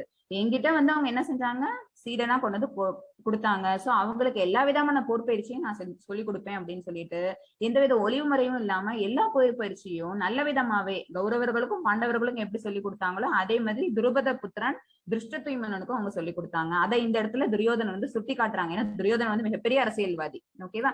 அதனால யார்கிட்ட எப்ப எந்த பாயிண்ட சொல்லணுமோ அந்த மாதிரி சொல்லி என்ன செய்யறாங்க, ஒவ்வொருத்தவங்க கிட்ட இருந்து அவங்களோட ஃபுல் ஃப்ரூட்டி ரிசல்ட் இருக்குல்ல அதை வாங்கிக்கணுங்கிறதுக்காகவே பேசுறாங்க. அந்த இம்பாக்ட் அவங்க மனசுல கிரியேட் ஆனாதான், இல்ல நான் அப்படி எல்லாம் பண்ண மாட்டேன், பயஸ்டா போக மாட்டேன், நான் என்ன செய்வேன், உனக்கு சப்போர்ட்டிவா தான் நான் இருப்பேன்னு இவங்கள்ட்ட இருந்து அந்த பதிலை எதிர்பார்க்கணுங்கிறதுக்காகவே இப்படி ஒரு பாயிண்ட துரியோதனன் சொல்றாங்க. உங்கள் புத்திசாலித்தனமான சீடரான திருபதாவின் மகனால் திறமையாக ஏற்பாடு செய்யப்பட்டுள்ளது. சோ ஆப்போசிட் சைட்ல அந்த வார்ஃபேர்ல ஆப்போசிட் சைட்ல என்ன இருக்கு அப்படின்னு பாத்தீங்கன்னா, பாண்டவ புத்திரர்களுக்கு வந்து தலைமையேற்று அவங்களோட அந்த சேனையை தலைமையேற்று நிக்கிறதே யாரு அப்படின்னா திருஷ்டதுய்மன். அவங்களுக்கு யார் போர் பயிற்சி சொல்லி கொடுத்தாங்கன்னா துரோணாச்சாரியார். அதை இந்த இடத்துல பாயிண்ட் அவுட் பண்றாங்க. அதை பார்த்துட்டு நீங்க என்ன செஞ்சிடக்கூடாது, நீங்க கொஞ்சம் இந்த பேலன்ஸ் தவறிடக்கூடாது, எனக்காக தான் நீங்க போர் புரியணும்னு சொல்லாம அந்த இடத்துல சொல்றாங்க. ஹரே கிருஷ்ணா. துரியோதனின் அரசியல் நடத்தை இதுதான். ஓகேவா? அதாவது சீடன் அப்படிங்கறனால, தங்கிட்ட போர் பயிற்சி எடுத்துக்கிட்ட சீடன்கிறனால அவங்க மேல உங்களுக்கு கருணை வந்துடக்கூடாதுங்கிற முக்கியமான விஷயத்தை எடுத்துக்கிறாங்க. இதே மாதிரி இப்ப பீஷ்மர்ட்ட பேசுவாங்க. பீஷ்மர்ட்ட சொல்லும் போது, நீங்க தான் பெரிய தாத்தா, நீங்க உங்களுக்கு வந்து அவ்வளவு பெரிய விஷயங்கள்லாம் தெரியும், நீங்க போர் பயிற்சியில வல்லுனர், உங்களுக்கு தான் நாங்க எல்லாரும் இருக்கிறோம், சோ நீங்க வந்து நல்ல விதமா இந்த போரை நீங்க நடத்தி கொடுங்க, நம்மளோட சைடு வந்து ஜெயிக்கணும் அப்படின்னு சொல்லி பீஷ்மர்ட்ட போய் பேசுவாங்க. யாருக்கிட்ட எல்லாம் துரியோதனன் பேசுறாங்களோ எல்லாத்துலயும் அவங்களோட அந்த பிஹேவியர், பொலிட்டிக்கல் பிஹேவியர் அவங்க வந்து அந்த இடத்துல ஷோகாஸ்ட் பண்ணிக்கிட்டே இருப்பாங்க. மாதாஜி 1.19 சகோஷோதாதராஷ்டிராணாம் ஹ்ருதயானி யதாரயத் நபஷ்ய பிரதிதீம் தைவ துமலோகனுநாதயன். ஹரே கிருஷ்ணா. ஹரே கிருஷ்ணா. பல்வேறு சங்கொலிகளின் முழக்கம் பேரொழியாக எழுந்து பூமியும் வானமும் நடுங்குமாறு எதிரொலிக்க திருதராஷ்டிரன் மகன்களுடைய இதயங்கள் சிதறி போயின. ஓகேவா? இது வந்து டைம் கன்ஸ்டன்ட் காரணமா நம்ம வந்து எல்லா ஸ்லோகாஸையும் பார்க்க முடியாது. ஒரு 7 to 8 ஸ்லோகாஸ் மட்டும் தான் பார்க்க முடியும். ஒரு ஃப்ளோல மட்டும் நம்ம இதை கொண்டு போயிடுறோம். நீங்க உங்களுக்கு இன்னும் டீடைலா படிக்கணும் அப்படின்னா நீங்க புக் வச்சு நீங்க படிக்கலாம், அல்லது பிடிஎஃப் உங்களுக்கு வந்து ஷேர் பண்ணிருப்பாங்க வாட்ஸ்அப்ல வந்து உங்களுக்கு வந்து சாஃப்ட் காப்பி ஷேர் பண்ணிருப்பாங்க. நீங்க அதை பார்த்து நீங்க தெரிஞ்சுக்கலாம். இடைப்பட்ட ஸ்லோகங்கள்ல என்ன சொல்லப்பட்டிருக்குதுங்கிறத நீங்க தெரிஞ்சுக்கலாம். இதுல என்ன ஆகும், இவங்க போய் துரியோதனை வந்து ஒவ்வொருத்தவங்கள்ட்ட போய் கேட்கவும் பீஷ்மர் என்ன செய்வாங்க, நீ அந்த மாதிரி கவலைப்படாத, நான் வந்து உன் சைடு சப்போர்ட்டிவா இருக்கிறேன், உனக்கு ஃபுல் அண்ட் ஃபுல்லா என்னுடைய எல்லா பொட்டன்ஷியலையும் நான் காட்டுறேன் அப்படிங்கறத வாயால சொல்றதுக்கு பதிலா சங்கநாதத்தை எழுப்புவாங்க. கௌரவர் சைட்ல இருந்து சங்கநாதம் வந்தோடனே பாண்டவர் சைடும் எல்லாரும் சங்கநாதம் எழுப்புவாங்க. அந்த சங்கொலிகள் வந்து கௌரவர் சைடுல போட்ட அந்த சங்கொலிகள் வந்து பாண்டவர் சைடு சேனையை வந்து கொஞ்சம் கூட அச்சுறுத்தாது.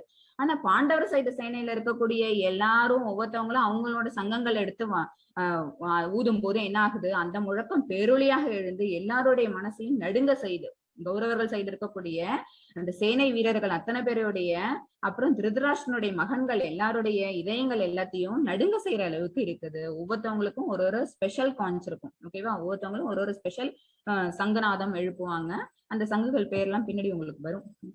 அடுத்தது இதுல வந்து இந்த போர்க்களத்துல என்னென்ன சிம்டம்ஸ் இருக்கு, ஓகேவா, பாசிட்டிவான விஷயங்கள் என்ன இருக்கிறதுனால பாண்டவர்கள் சைடு ஜெயிக்குது அப்படின்னு நம்ம சொன்னோம் அப்படின்னா சில ரீசன்ஸ் இருக்குது. ஓகேவா? அந்த ரீசன் இருக்கிறதுனாலே கண்டிப்பா பாண்டவர்கள் ஜெயிச்சிருவாங்க அப்படின்னு போர் நடக்கிறதுக்கு முன்னாடியே நமக்கு தெரிஞ்சிருக்கு. ஓகேவா? என்ன அப்படின்னா தர்மக்ஷேத்திரம், இந்த போர் நடக்கக்கூடிய இடம் அப்படின்னு பாத்தீங்கன்னா குருக்ஷேத்திர போர்க்களம். இந்த குருக்ஷேத்திர போர்க்களம் வந்து தர்மக்ஷேத்திரம். இங்க வந்து தர்மத்தின் வழி நிற்பவர்கள் மட்டும்தான் ஜெயிப்பாங்க. சோ அது ஒரு ரீசன், அதனாலே பாண்டவர்கள் ஜெயிச்சிருவாங்க. அடுத்து தெய்வீக தேர், அக்னி பகவானால தரப்பட்ட தெய்வீக தேரை அர்ஜுனன் வச்சிட்டு இருக்காங்க. ஓகேவா? அது வந்து மூலோகத்திலையும் போய், ஓகே, 3 உலகங்களுக்கும் போயிட்டு எந்த திசையில வேணாலும் நின்று எப்படி வேணாலும் அது அந்த ரதத்துல நின்றுட்டு போர் புரிய முடியும். அப்படி ஒரு ஸ்பெஷல் ஃபீச்சர்ஸ் உள்ள தெய்வீக ரதம் அக்னி பகவானால் அர்ஜுனனுக்கு பரிசீலிக்கப்பட்டது. அந்த தேர்ல இருக்கிறாங்க. அப்புறம் சங்கநாதம். ஓகேவா? சங்கம் வந்து யார் யாருக்கு என்னென்ன சங்கு வச்சிருக்காங்கன்னு சொல்றேன் பாருங்க. கிருஷ்ணர் வந்து என்ன அப்படின்னா பாஞ்சஜன்யம். ஓகேவா? கிருஷ்ணரோட சங்கு பேர் என்ன அப்படின்னா பாஞ்சஜன்யம், அது தெய்வீக சங்கு. அடுத்தது வந்து அர்ஜுனன் வச்சிருக்கிறது என்ன அப்படின்னா தேவதத்தம் அப்படிங்கிற சங்கு வச்சிருப்பாங்க. அடுத்தது பீமன் கிட்ட வந்து பவுண்டரம் அப்படின்னு ஒரு சங்கு. யுதிஷ்டர் வந்து அனந்த விஜயம், நகுலன் வந்து சுகோஷம், அப்புறம் நகுலன் சகாதேவன் வந்து மணிபுஷ்பகம். ஓகேவா? 6 பேரும் 6 விதமான சங்கங்கள் இருக்கும். இந்த எல்லா சங்கையும் எடுத்து எல்லாரும் ஒண்ணா ஊத ஆரம்பிப்பாங்க. இது எல்லாமே தெய்வீகமான சங்குகள் அப்படிங்கறதுனால அந்த சங்கநாதத்தை கேட்ட உடனே எதிரில இருக்கிற எதிரிப்படையில இருக்க அத்தனை பேருக்கும் வந்து மனசு நடுங்குதுன்னு கேட்டுட்டோம் அப்படின்னாலே என்ன அர்த்தம், வெற்றி இவங்களுக்கு தான் நிச்சயம். ஓகேவா? அடுத்தது காண்டிவம், பசுபாதாஸ்திரம் அப்படிங்கிறது என்ன அப்படின்னா ருத்ரரால தரப்பட்டது. ஓகேவா? சிவபெருமானால தரப்பட்ட காண்டிவத்தை வச்சுட்டு இருக்கிறது யாரு அப்படின்னா Arjunan. So again he is blessed. ஓகேவா? அவங்கிட்ட இருக்கிறது எல்லாமே என்ன அப்படின்னா தெய்வாம்சம் பொருந்தியது. தர்மத்தின் வழி நிக்கிறதுனால தெய்வாம்சம் பொருந்திய விஷயங்கள் அவனுக்கு அமையுது. ஓகே? அது பாகியலட்சுமி. பாகியலட்சுமி யாரு அப்படின்னா goddess of fortune. Okay? Lakshmi Devi. Lakshmi Devi எங்க இருப்பாங்க, பகவான் விஷ்ணு எங்க இருக்காங்களோ அங்கதான் லட்சுமி தேவி இருப்பாங்க. பகவான் விஷ்ணு யாரு அப்படின்னா பகவான் ஸ்ரீ கிருஷ்ணர் தான். கிருஷ்ணரே இங்க என்ன ரதம் ஓட்டுற பார்த்த சரதையா வந்திருக்கிறாங்க. சோ நிச்சயமா லட்சுமி காடஸும் எங்க இருப்பாங்க அப்படின்னா இவனுக்கு அர்ஜுனனுக்கு ஃபேவரா தான் இங்க நின்றுட்டு இருப்பாங்க. கொடியில பாத்தீங்க அப்படின்னா ஆஞ்சநேயர் இருப்பாங்க. ஓகேவா? அந்த ரதத்தோட கொடியில பாருங்க, அதுல ஆஞ்சநேயர் கபித்வஜம் ஆஞ்சநேயர் இருப்பாங்க. ஆஞ்சநேயர் இருக்கிற இடம் என்ன அப்படின்னா வெற்றி நிச்சயம். ஏன்னா ராமருக்கு அவங்கதான் என்ன பண்ணாங்க, வெற்றியை குறிச்சு கொடுத்தது யாரு அப்படின்னா ஆஞ்சநேயர். சோ அவங்களோட தொடர்பும் இந்த இடத்துல இருக்குது. அடுத்தது ரிஷிகேஷா. எல்லாத்தையும் விட முக்கியமான விஷயம் என்ன அப்படின்னா பகவான் இவங்க சைடு இருக்கிறாங்க. ரிஷிகேஷா அப்படின்னா என்ன அர்த்தம் அப்படின்னா புலன்கள். ஹரே கிருஷ்ணா பிரபு. புலன்களின் அதிபதி யாரு அப்படின்னா பகவான் ஸ்ரீ கிருஷ்ணர். ஓகேவா? இந்த மாதிரி எல்லா விதமான பாசிட்டிவ் சைன்ஸும் யார் சைடு இருக்கு அப்படின்னா பாண்டவர்கள் பக்கம் இருக்கிறதுனால நிச்சயமா தர்மம் ஜெயிக்கும், பாண்டவர்கள் ஜெயிப்பாங்க அப்படிங்கிற ஃபுல் அஷூரன்ஸ் நமக்கு இந்த மாதிரி விஷயங்கள் இருக்கிறது. ஒரு தியக்க ஜீவிதான்னு சொல்லுவாங்க, அதாவது எதுக்காக தன்னுடைய உயிரை தியாகம் பண்ணக்கூடிய வீரர்கள் இவங்க சைடு உண்டு. ஓகேவா? பகவத்கீதால நம்ம ஸ்லிப் பண்ண மத்த ஸ்லோகாஸ் எல்லாம் படிச்சு பார்த்தீங்கன்னா இந்த யார் யார்கிட்ட என்னென்ன மாதிரி டிவைன் சங்காஸ் இருந்தது அப்படிங்கலாம் உங்களுக்கு தெரியும். பகவானால அர்ஜுனனுக்கு என்னென்ன ஃபேவர்ஸ் எல்லாம் கிடைச்சது அப்படிங்கறதுலாம் உங்களுக்கு அந்தந்த ஸ்லோகாஸ்ல இருந்து நமக்கு தெரிய வரும். சரியா? அப்புறம் இது நடந்தது, இந்த குருஷேத்திர போர் என்னைக்கு ஆரம்பிச்சது அப்படின்னா மோட்சத்துல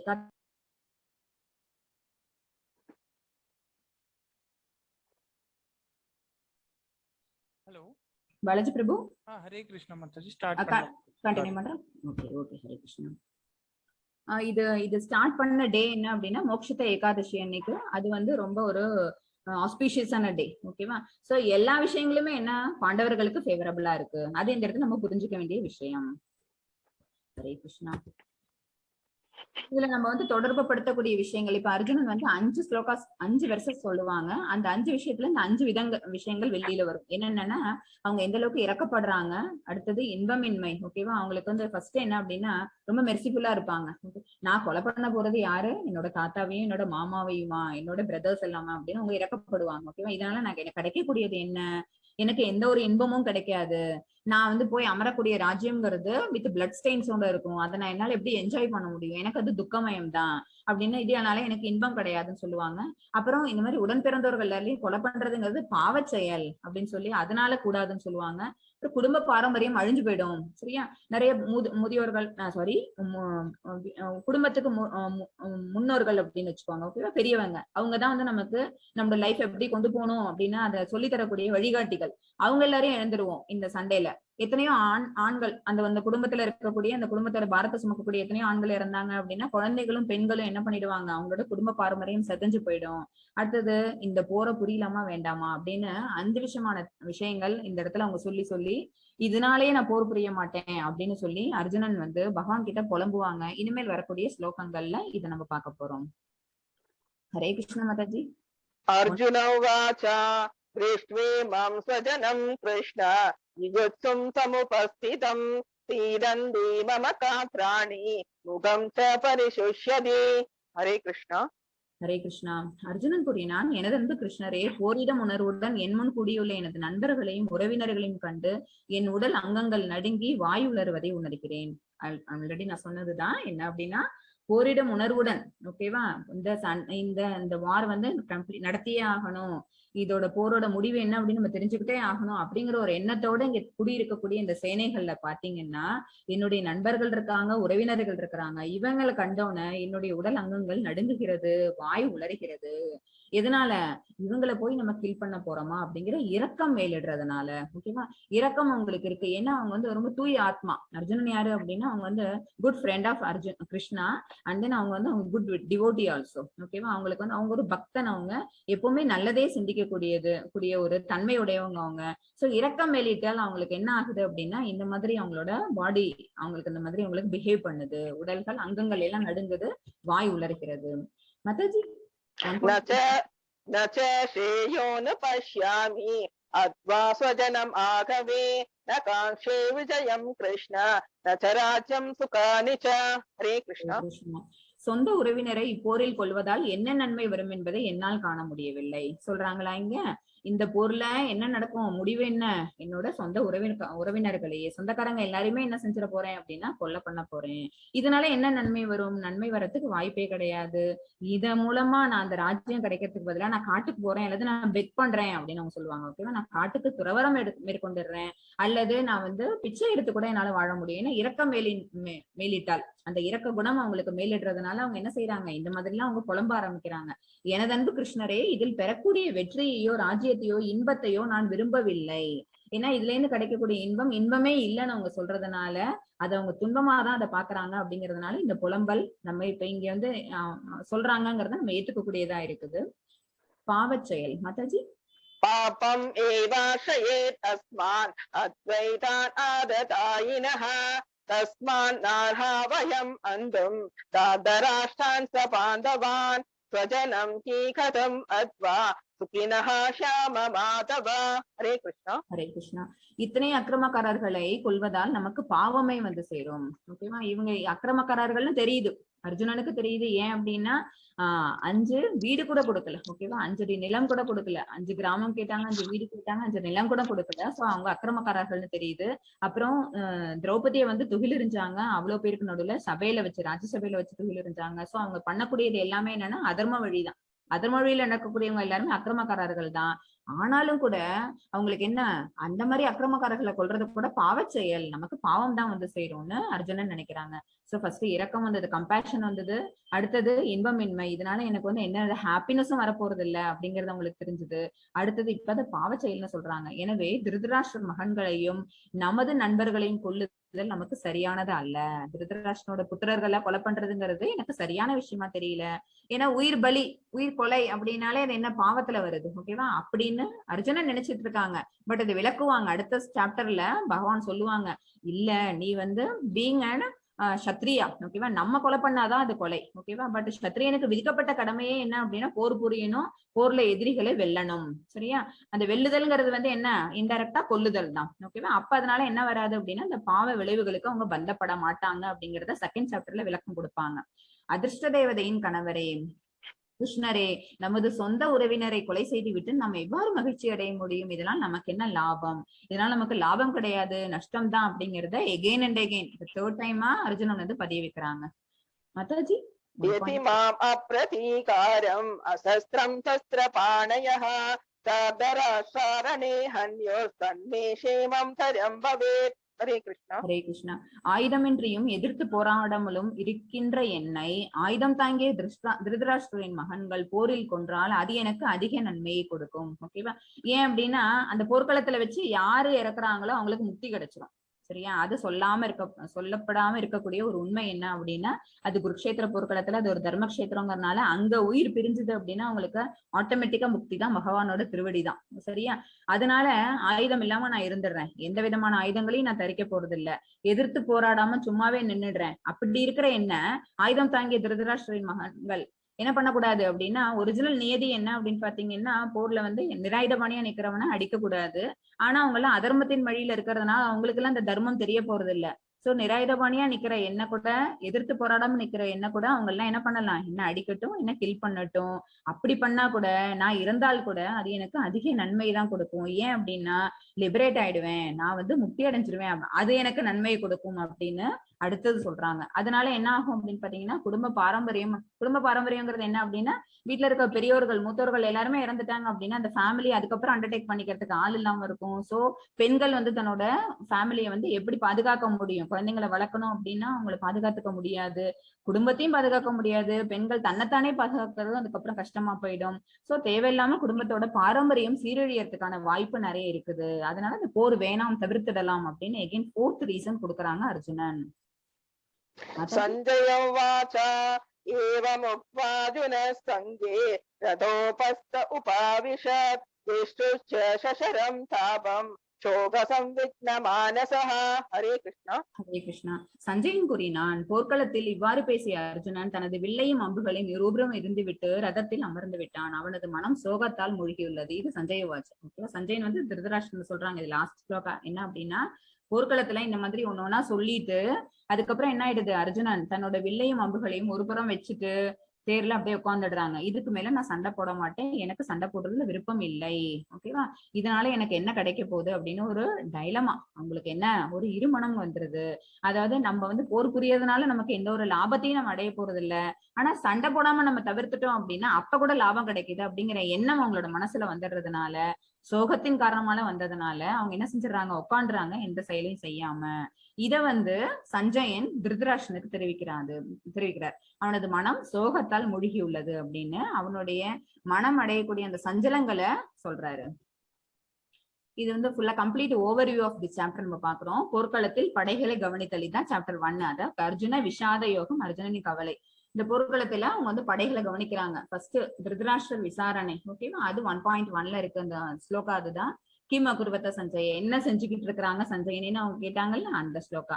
அடுத்து துரியோதனின் பயம், ஓகேவா. துரியோதனன் என்ன பண்றாங்க, எப்படி பாண்டுபுத்திரன் அர்ஜுனன் வந்து அந்த சேனை ரெண்டுத்தையும் பார்வையிட்டாங்களோ அதே மாதிரி துரியோதனன் பார்வையிடுறான். அதனாலதான் பயம் வருது. போய் துரோணாச்சாரியாட்ட, அப்புறம் போய் பீஷ்மர் கிட்ட அப்படின்னு ஒவ்வொருத்தவங்கள்ட்டயே போய் அவன் பேசி பேசி என்ன பண்றான், அது வந்து அவனோட மைண்ட் எப்படின்னு பாத்தீங்கன்னா கம்ப்ளீட்டா வந்து அந்த பொலிட்டிக்கல் அந்த மாதிரி இதுலதான் அவனோட மைண்ட் வச்சிருப்பான், ஓகேவா. தான் எப்படி ஜெயிக்கணும், நான் அதர்ம வழியில போயாவது நம்ம ஜெயிக்கணுங்கிற அந்த எண்ணத்துல எல்லாரையும் தூண்டுகோல் போடுற மாதிரி அவன் தன்னுடைய விஷயங்களை மத்தவங்களுக்கு தெரியப்படுத்துவான். அது எதுல இருந்து எது வரைக்கும் வருது அப்படின்னா 1.2ல இருந்து 1.11 வரைக்கும் வருது. அந்தந்த வெர்சஸ் சொல்லுது.